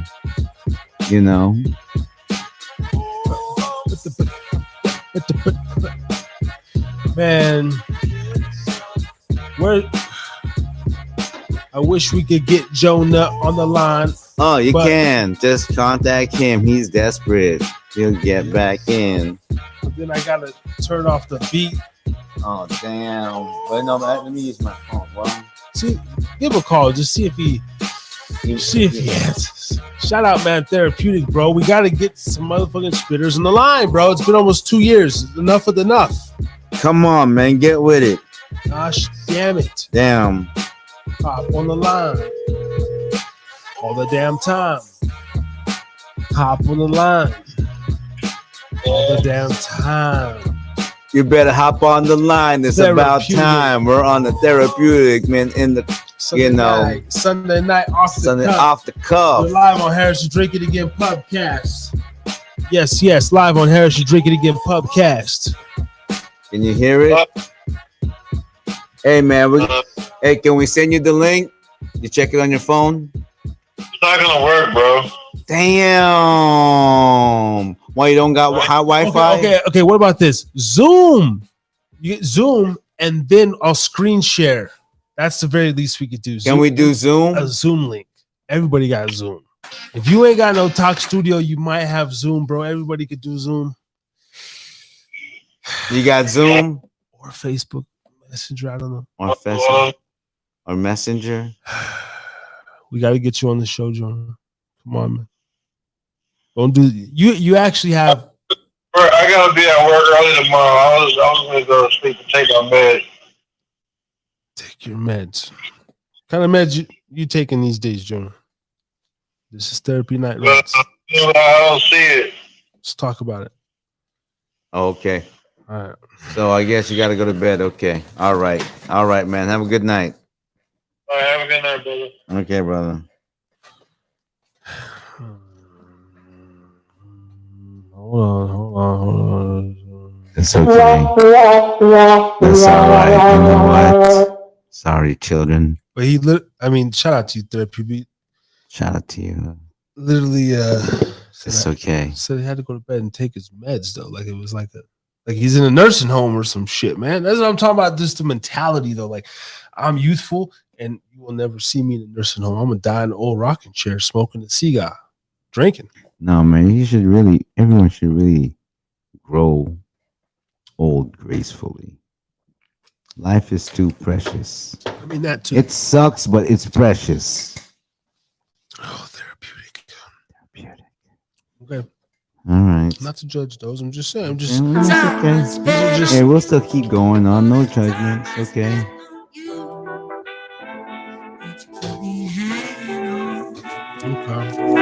All day long, the time I spent. I really wanted to. Here we go. Really wanted to talk to my brother. Late night, undiscovered rhymes that I be singing had me going through my notebook and then clinging to memories of the past when we used to get together and rap. And Ray would be on her ass like, yo, boys, get up in the studio. Enough smoking the weed, you done rolled up enough dro. Let's go, let's roll through the Reno streets, trying to bring back memories in history. Are we on repeat? Only time will tell. Let's go. Stop to motivate. I start bobbing my head. It started vibrating. I said, oh, there goes Ray. There he go again. His head bobbing back and forth. You know what that means. Back on the mic. Hit it up. Hit it up just like that. I'ma come through. Ain't no quitter, bruh. I'ma spit a little 16 or a 8-bar hook. Know what I mean? NV. Never been shy, and even when I was, I felt like I was that guy. Just need some attention, need a little bit of coaching. No second guessing, maybe need a henchman. Maybe need a right hand, or just somebody to tell you it's gonna be all right, man. Ain't no stressing, bro. I don't care if I gotta work in the morning, yo. I used to do this shit and get up at 4:30, yo. Had to be to work at 7. Didn't give a damn. I was still going and drive 40 minutes to work, there and back, and still have enough energy to jerk 4 times a day. Ain't no stopping the energy, Ray. Anything that stops the stress, you gotta jerk one off one a day. That's okay. Do a 6-hour podcast. Hey. And this man still tells me you want to go walk, and I'm like, fuck, all right. Fuck all that. But you know what? You must do it because it's all good for the mind and it clears it. You need it. You know, it helps you relax. And you know what? By the end of the day, you take off your shirt and you see all the cuts. You said, oh my gosh, I'm so beautiful. I can't believe it. I thank God for this. A gift. Amazing. Remarkable. This platform. Man. See, I just don't understand some people's mindset, man, but they might not understand mine. How I can go climb with no water in my behind or in my stomach. I'm like, yo, I'll get something from it. And I know you, even with the food, why you addicted? You could rummage. You can get by. On that whole, one time. Nah, I'm a fucking fat. I'm always thinking about food. Constantly. And that's why I stay. Yeah. You know what I mean? You constantly thinking about food all the time just to survive. Yeah. Yeah. That's really what it is, man. Were we talking about it just earlier on B-Lines? Eating, like, yeah, he was saying, like, we eat for actual, for 5 people, like taste though, like we don't eat for survival anymore, right? We just eat for pleasure. Yeah, we eat for pleasure. We eat, yeah. Are you hungry? Well, yeah, but what do you? I don't want that. Wait, you just said you're fucking hungry, right? Yeah, you know, and it's an everyday fight. We always fight with ourselves every day. Can't get away. Oh, I just want to run away, but it's gonna hold you back. Don't sit back. What's your dream? Have you written it? Make sure that you read it. Every day when you wake up in the morning, read it. Don't forget it. Got to read it. Then believe it. No doubt. That's how we do it. Be consistent. Consistent and persistent. Harrison's drinking again. It's a perfect example. Ain't no slacking in my rapping.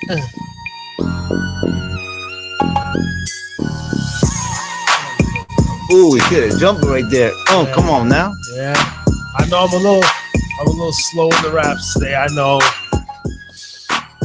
It's your birthday, man. I know.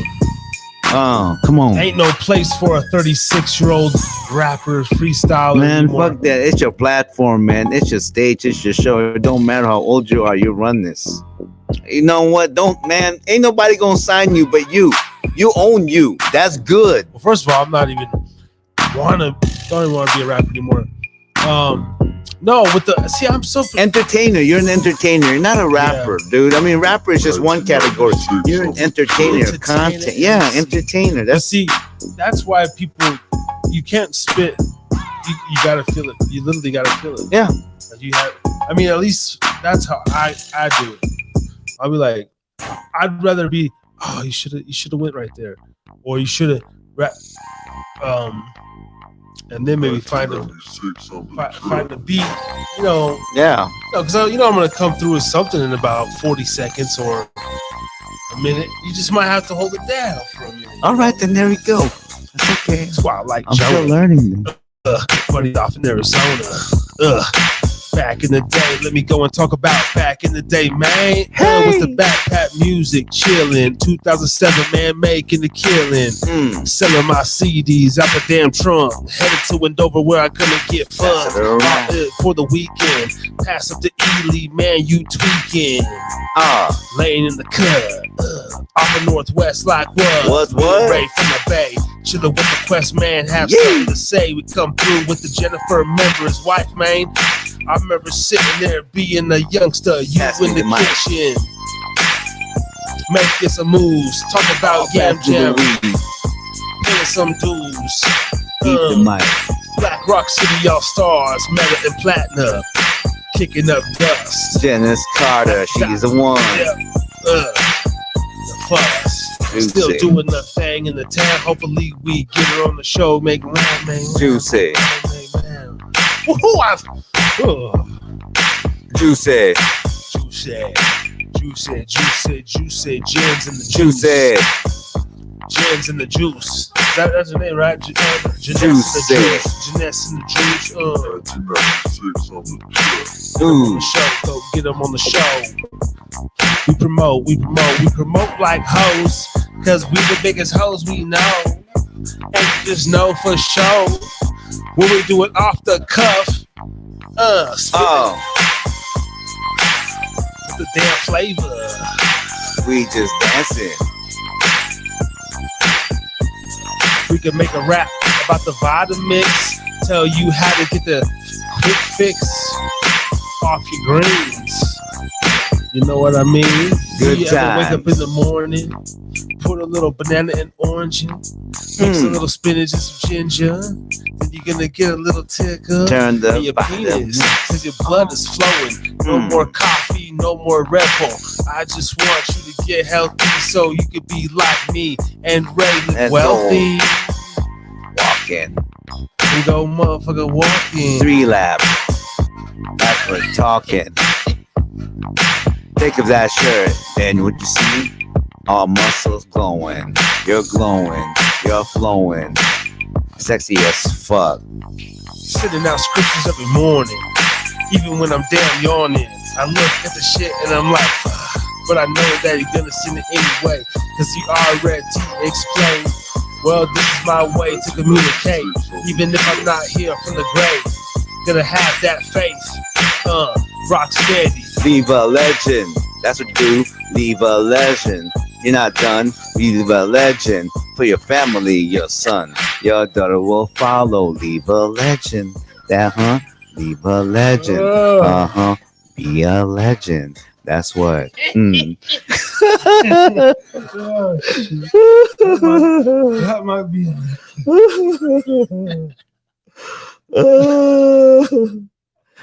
Oh man, be a legend. Be a legend. Be a legend. Oh man. Oh man. Who would have thought, man? It's like Harrison Drinking Again is creating its own type of character, man. It's like it's becoming its own persona. Wow. 96 on the track. Talk about some voluptuous ladies. Oh. Yeah, let's get some love to like fit girls. You know, like Oh, I love them. give the girls some love. You know what? It ain't always about 5'5" brunette with blonde eyes. See, I don't like that shit, man. I like a little motherfucker tan with a little something on the side. No, yeah, you know what? They feel like real women. And the natural women, you know. Yeah, natural women. Like it's okay if your nipples are a little bit large because you breastfed. Baby, yeah, it's baby, okay. You're still sexy. It's even okay if you see a little stretch mark from here and there in the butt. That's okay. I'm a C-section man, a C-scarf myself. Damn, I love that shit. Like when I see a nice C-section, I'm like, ooh. That, you know, the pussies, you know. Oh, my kids for C-section, man.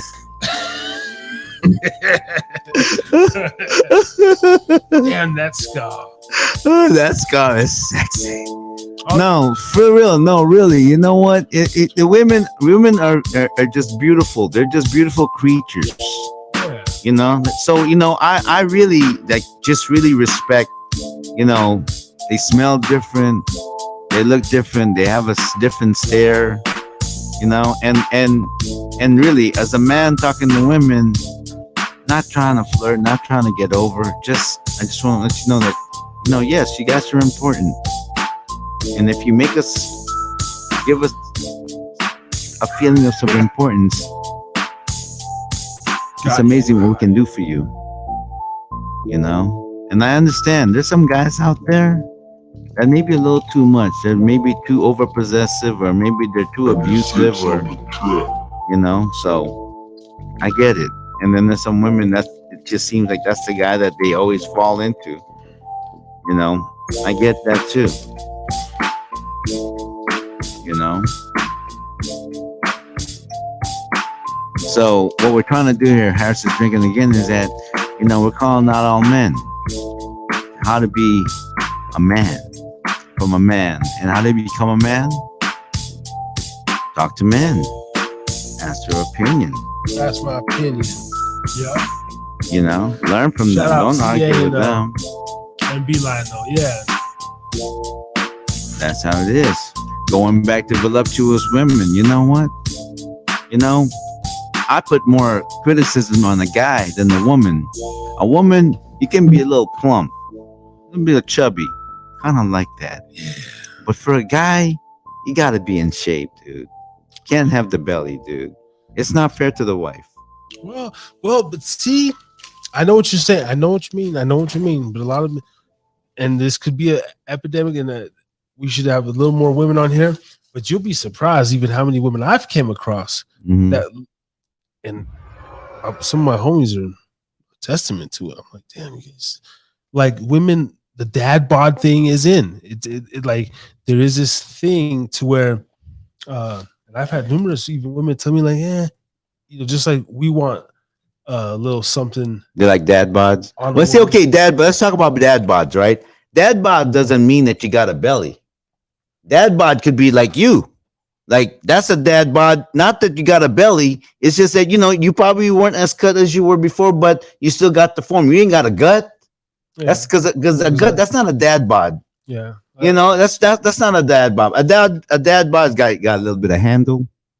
You got a little pouch in the front. Little hot dog. Oh, but it's still like, you know, you still, you know, why do you call that a dad bod? Because that's a dad who's active with their kids, working, doing the yard, you know? Yeah. So but then, you know, why do you eat? You know, how come you still got the dad bod? Because he's eating what the kids are eating. It's a family thing. There's a time for that. You know what I mean? Yeah. What I'm talking about is the guys who got a belly, that allow themselves to have a belly. Yeah. Super fat. You know, that allow themselves to have a belly because you become that big, not because you're happy, dude. Because when you're happy, your body is gonna react completely different. You're gonna be fit. But when you're fat, there's a certain level of stress there and fear. That's why you're fat. I'm sorry, it hurts, but it's the truth. Tell me if I'm wrong. Speak about the fat ass. You know, there's no reason why a man gotta have a belly. No reason at all. You know, either they're not disciplined in something that, you know, there's a reason for that. So if you're a man, sorry, it's a kick in the nuts. But if you got a belly, why do you have a belly? Because we like to drink beer, smoke weed, just lay here, get our dick sucked all year. Yeah. Because we like to drink beer, lay here, smoke weed, get our dick sucked all year. I don't mind doing all the other things, just drinking beer. Can't stop that. No, that's drinking getting beer, dick sucked. smoking blunts with the Smoking homies. blunts, okay. Yeah. But drinking beer, that's gotta go. Drink beer, smoke blunts, and then my woman cooks motherfucking starch every day. Oh, well, you know, that's okay. You know it. She doesn't really cook starch every day. That's impossible, dude. Motherfucking starch and goddamn grease, fat all the damn time. So, every day? You know, every fucking day. It's in the motherfucking hood. We don't play. They eat bananas. Every time the ice cream truck come around. Oh, wait, no, that's hopping out. Kool-Aid by the jar, but Kool-Aid every day, nothing but straight white sugar. Grape Kool-Aid. Straight out from your good. It's the best. Grape Kool-Aid. As you know, it's my favorite. No vegetables, cause that shit's for pussies. Ghetto soda. Take the lettuce and tomato off my damn burger. All I want is cheese, meat, and bacon. Ooh. Straight bun. Ooh, straight bun. Meat and bacon. And cheese. No. Yo, I mad dog the salad bar when I go to the buffet. Straight to the fucking fries. Hey man, a lot of times I just create like shit. Yeah, coleslaw is my favorite. Hell no, I be at the buffet and all that shit, man. You know what I'm saying? No, okay, you know what?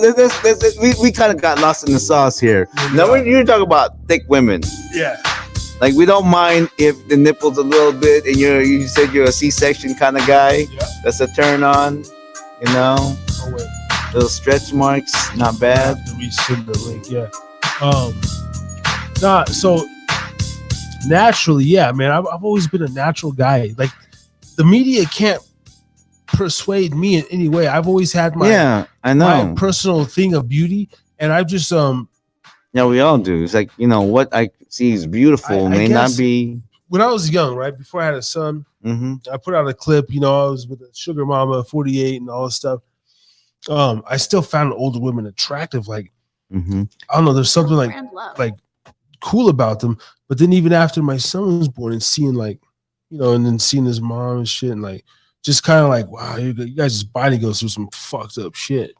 I just had more of an appreciation for the all natural. I mean, yes. I mean, whatever, a little bit of aesthetics, hair, a little weave, whatever. But I'm talking about natural beyond like injection. Yeah. That's right. Yeah, and one of the sexiest, hottest fucking women I was ever with. You know who you are. She was so fucking hot, and it was kind of hotter because she would always leave usually her bra, like always have this like spaghetti strap thing on, and she would like be butt naked, but she would leave that on to kind of cover her until, you know, we got more acquainted, and like I would just literally tell her like, yo, like take that fucking shit off. I want to see your tits bouncing the whole thing. Like I want to see your whole body. Like what's my, you know, and I tell her like, it's okay. You look like that shit's beautiful. Then I start kissing it and a little bit, you know, make it like, yo, like what do you think I'm gonna fucking laugh at you? My dick's gonna limp because of a fucking scar? Yeah. I was like, it's like you're fucking hot, but the tits in the like I kind of like a bra on still to give it a little. Sometimes you want to just straight tits, all nude, but it was kind of. It all depends, though. It all depends because sometimes like with women with bigger tits, sometimes where you just kind of like leave the if their tits are big, like leave the bra on so that way it'll keep the tits erect. So when you're missionary, that's bouncing and that's helping you like stay erect. Because that shit's beautiful. Yeah. Yeah, no, I totally get it. Yeah. Titty man. Oh, I love me some titties. Fucking titty man, straight titty man. Yo, I ain't really a titty man. I'm fate and feast. Maybe you're a booty man. You're a booty man. Really a titty man. Or maybe you're a foot man. I'm a face and feet guy. Face and feet. That's okay. Face, feet, and hands. Face, feet, and hands. Some guys like the neck. Some guys like the thighs. Some guys like the waist. Some guys like the lips. Well, yeah. See, that's the only thing with our rhyme scheme. As soon as you said thighs and waist, you should have went back with line or, Oh, let's try it again then. Okay. Just like a. There you go. Since we're learning. Talk about the woman. Okay. Let's talk about the. Oh, I fucked up. Is he gonna come in? Did you already send her the link? Yeah. Talk about the woman. Here we go. Talk about the waist, thighs and hips, thighs and hips. Thighs and hips. Talk about the waist, thighs and hips, thighs and hips, thighs and hips. Some man like the neck. Like the neck. Some men like the feet. Like the feet. Like the feet. Some men like the hand. Like the hands. Like the hands. Some men love the lips. Some men love the lips. When I look into your eyes, I get mesmerized. So beautiful. And I look into your soul. How far can I go? The way you swing your hip every time you walk like this. I'm right behind you, miss. Oh, I just want to kiss your lips. Essence of a woman. All right. That's cool. I like that. We're getting better. Dude, man, this may be the thing for our podcast. And maybe this will motivate some people out there.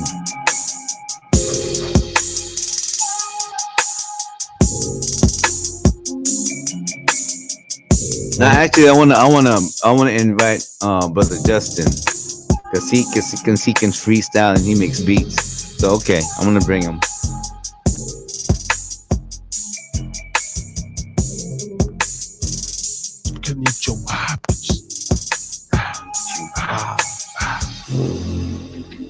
Asian women, they're so beautiful. There's something about small butts too. It don't have to be big. No. And that's my belief. I don't know. I'm just more of the. I'm more on the doggish side of men. Like, it's just disgusting what we'll do. So it's like we all want the fantasy, the hottest, But what is the hottest though, man? Just whatever to each man. Because we're always chasing, just the imagery of, just your own personal, like fantasy shit. Like, but some men they really chase that, or like I never was the type that say, ooh, I like a particular celebrity. Like that never really made me ooh, this girl, I'm gonna like Jessica Alba or something like that. I've never been one of those kind of people, and I never really paid attention to that. I guess I never really thought much about it. Some people get, oh, that's so and so, Bridget Bardot, whatever, Raquel Welch, whatever. I never was one of those. Were you? Were you ever into kind of those? I mean, yeah, definitely had my So, yeah, definitely. Let's talk about it. So growing up, only 90s kids would know this, but one of the first like chicks on TV, bro, was Summer fucking Sanders. And she's a former Olympian swimmer, but she was on Nickelodeon. Summer Sanders, dude, little white girl was so fucking. Oh my god, I used to literally masturbate to her so much when I was a kid. Right. And but she was on this show, and then she had a show later on called Sports Figure and shit. That was later in life. Mm-hmm. But she was one of my first, and it was Kimberly, of course, the Pink Ranger. And right. Those were like my two white girls. But then after that, let's see. I mean, of course, I'm still gonna say J Lo. J Lo's like a complete fixture. Right. I'm gonna pull up some. Is this who she is? Summer Sanders. That's her. Look at that little sexy blonde plain. I mean, when you're talking about all American white woman, that's my milk and magnesia right there. Okay. Oh man, Summer Sanders. I mean, like when I was a kid, there was one point where that's what a wife was to me. Right. That was I thought I'd be married to like a Summer Sanders. Like that's what I want to look for. Mm-hmm. You gotta understand, she was on Nickelodeon. She used to get this ooze poured over her. Mm-hmm. She was so fucking cute. Oh my god. Then Google some of her fucking swimming photos. She's actually accomplished. Pretty smart lady. Love you, Summer. I'd love to interview you one day. Right. And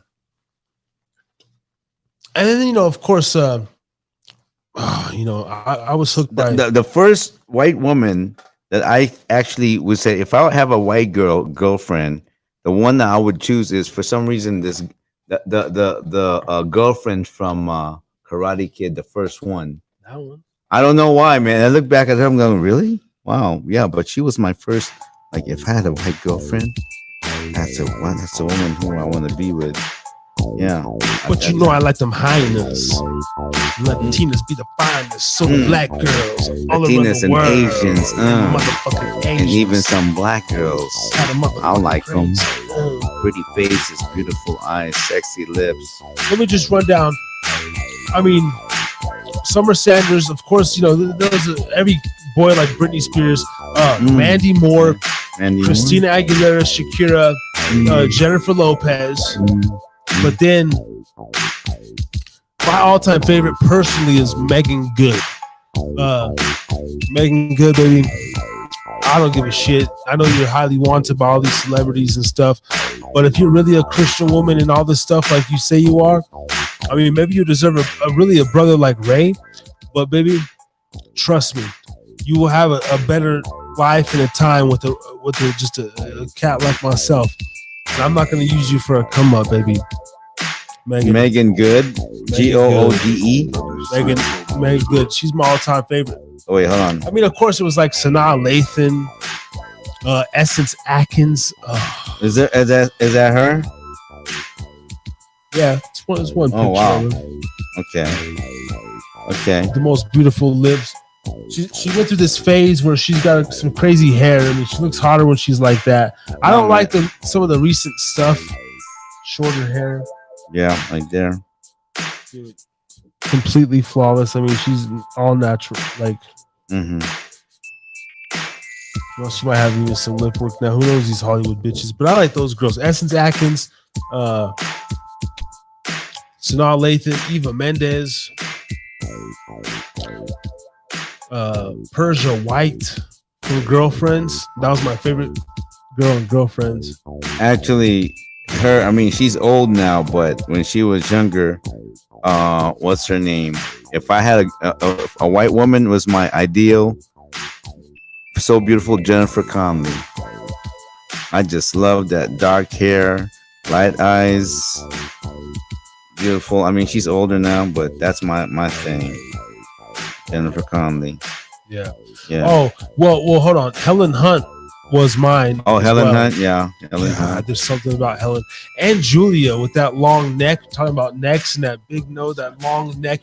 I just always wanted to just fucking bite Julia's neck. And Julia? Wait, Julia Roberts. Oh, Julia Roberts. Yeah. She's got that long neck. It's just sexy. Yeah. Let's see. You little darling, you. No, you know what? If I was to make out with a woman, and whose lips would I choose? I would like to try out Michelle Pfeiffer's lips. Oh, yeah. Because I would like to kiss her and see how she is. How can I forget about my queen, Sandra Bullock? Raise a toast. Sandra Bullock. Sandra Bullock, yeah. From the Speed to the definitely Miss Congeniality. Oh, she was gorgeous in that. Yeah, Sandra Bullock. Yeah. Was never much of. I never thought Jennifer Aniston was hot at all. No, Jennifer Aniston is not really. It's she's got a body because she's never had kids. Yeah. But as far as face wise, it's okay. I mean, to me, I think it's like there was a time in her life where her face was cute, but I knew it was gonna be a shortcoming thing, and I can understand why Brad Pitt. Sorry. I mean, maybe the fact that she can't have kids, I don't know, but she's got a banging body. I gotta give her that, because I don't know if she can't have kids whatsoever. But we should almost do like let me share my screen once again, because I don't want to pretend like me and Ray know what we're talking about, man. You can have your opinion too, because beauty is subjective. Don't let us persuade you. Who the hell are you into? See, that I don't know, man. I'm such a fucking pervert.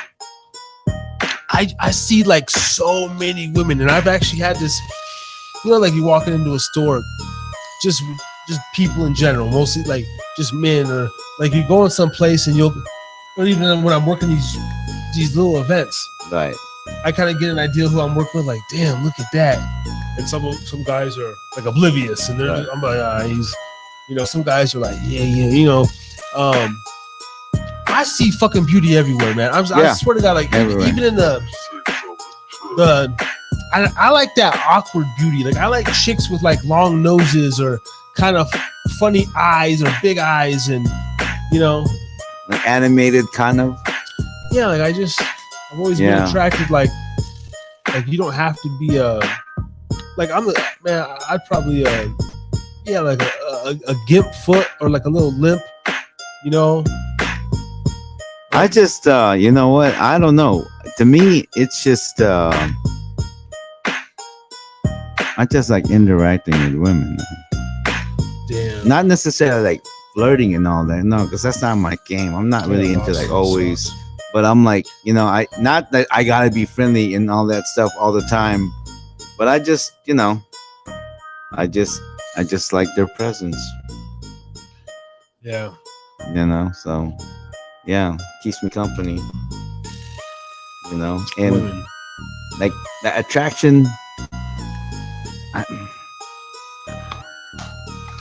Nothing in particular, but yeah. So I'm just letting it happen. Yeah. What's interesting is,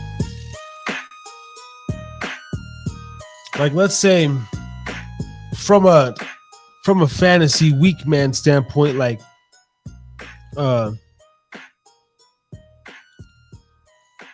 wanting to sleep around and shit, like with multiple women, like when you get into your lower vibration, like, oh, if I could, just as men, right, we'll fuck anything, right, and then we put our the things in the way, the morals, the righteousness, right. Oh, I'm married, and but even though you don't get all that, like I don't know, I'm trying to say, like, just the natural, like how natural it is even for us to sit here and talk about women in a way where they're literally trying to make that the opposite thing. Like they're literally like basically they're trying to take over what a man's role is. Like they'll have a couple of guys. It's like some guys will have a couple of side chicks. Chicks, or yeah, the other, or like a couple of guys, a couple of fuckboys, possibly. Like we're not really trying to be overly sexive or yeah. I mean, but it can happen. There's some women that feel that way, and I don't know. That's the part where because what happens is that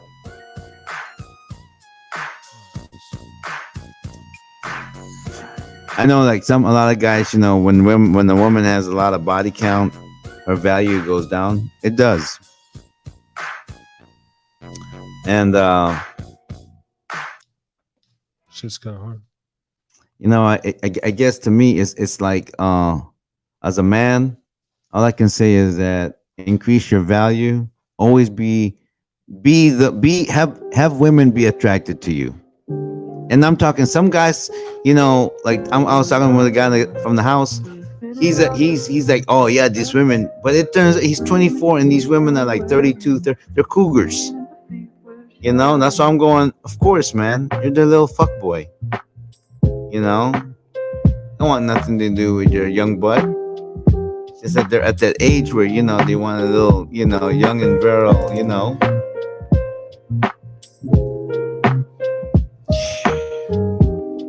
You want the young dick, huh? See, and then even at that, if a woman's doing that, that means she just, you know. So that's why I'm like, to me, if it happens, it happens. I'm not rushing. I don't want to rush. I just want to enjoy my time. Rush and take your time. Now, I do enjoy. Everybody avoids everybody. I do enjoy, you know, working on myself, you know, and the results of it, and you know, and you know, especially at my age, you get some attention, hey, you know, and I kind of like it. It's, you know, it's something for me to do. It's a motivation, you know.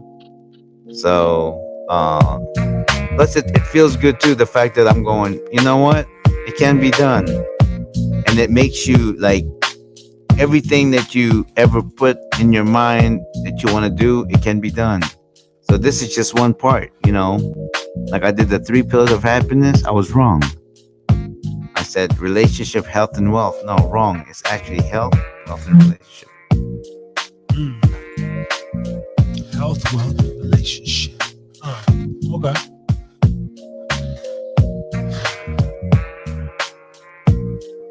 Yo. We just crossed over the 3.5 hour mark. What do you think? A little 20 more? Why not? If you want to. All right, we're closing it out. That's a midnight. You know, at 4 for sure. Yeah. I'm you know, it's been great, but it just hit me like, just vibe out with it, you know, and this and that. We're just having such a great time, man. Yeah.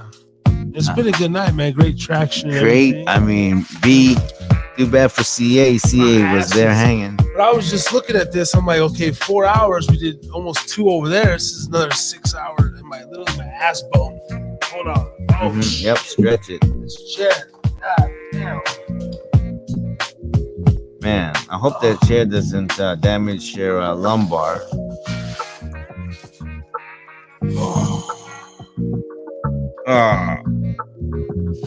But you went for a walk though, right? I went for a walk today.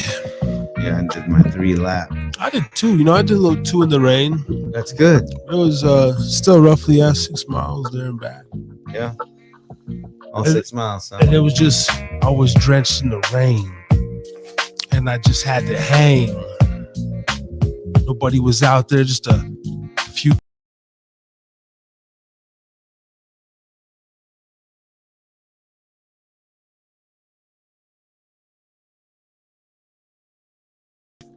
Ooh, who's coming in? Anybody? I was a little glitch in the system. Okay. So it's a sunny day here in the Reno time. I mean, it's a rainy day here in the Reno time. Wait, did you see the floods in Vegas? Like, you know, I didn't even pay attention. There was floods in Vegas. Vegas is like under siege, underwater. Wow. I'm sure it's just like a quick flash flood. But I remember those when I had to abandon my truck one time. Damn. On a Vegas street, man. And literally, yeah, I mean, the water, I mean, you're standing in fucking. Yeah, you know, that's the thing about Vegas. Around this time of year, that's, thunders and everything, right? If it rains for literally 15 minutes straight in that city, you're fucked. Oh, wow. So if anything they ever want to fuck with like Vegas and like kill off the population, just make it rain in Vegas. Hey, you're living in desert, man. It's unpredictable. Yeah. Desert sickness is desert sickness. I noticed here, even a little bit I'm sure we have better system, but these streets will get washed out in heavy rain after like 20 minutes. Like Yeah. the whole street is like Yeah. literally underwater. I'm like, what the fuck? Yeah. Like, are we that? I think Vegas is under sea level too. That's why they get flooded. Below sea level, I mean. Badly. Yeah. Oh, so what was in the, anything on the Nevada news? Did you say already? I did not do Nevada news yet. We could. We don't have to. I mean, you know, we kind of talked about Vegas being flooded. I think that's the news. Okay, how about that? Okay, how about this? Let me just bring this up. So when I was I want to look this up. So when I was down in Las Vegas, shout out to my boy and his family and everything. We're over there at his pop's crib and we're chilling, right? Mm-hmm. And apparently, so there's a lot of bike trails in Vegas. And his family are bikers, cyclists. And we're gonna look it up right now. Apparently, we're sitting there and his sister's like, "Oh my god!" She got an alert on her phone. Apparently, there's a crazy son of a bitch out there who's putting wire across the bike trails. So when you ride, are you kidding me? And they already found like someone that's decapitated. How my god! So let's look into that. That is nuts. Las Vegas, something bike trail murder, some shit. Yeah. Father of teen killed on bike trail sees safely. Okay, so yeah, this is about 3 weeks ago. All right, check this out. This might be That it. is so wrong. This motherfucker putting Wow. Putting shit across. Can you imagine though? Like, we value the outdoors. We tell kids to get outdoors, and it's a string. It's invisible, like a wire. Yeah, right. And you're going down. See what this is.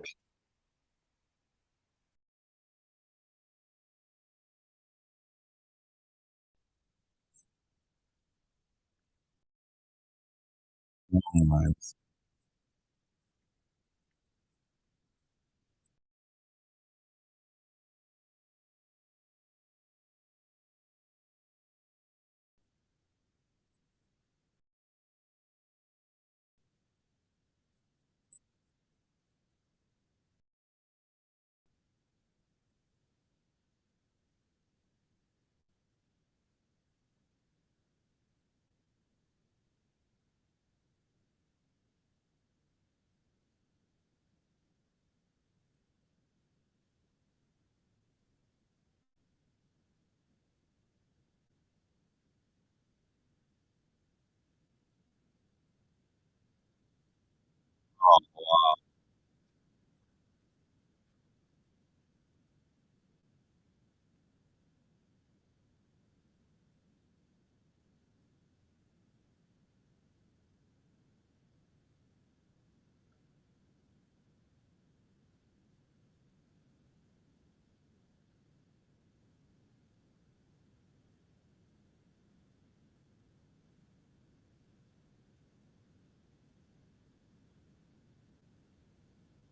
I heard a different report.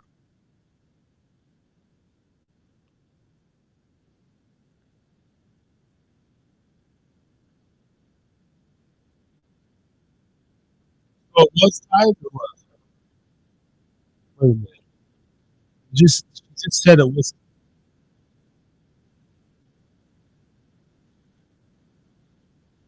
Just said.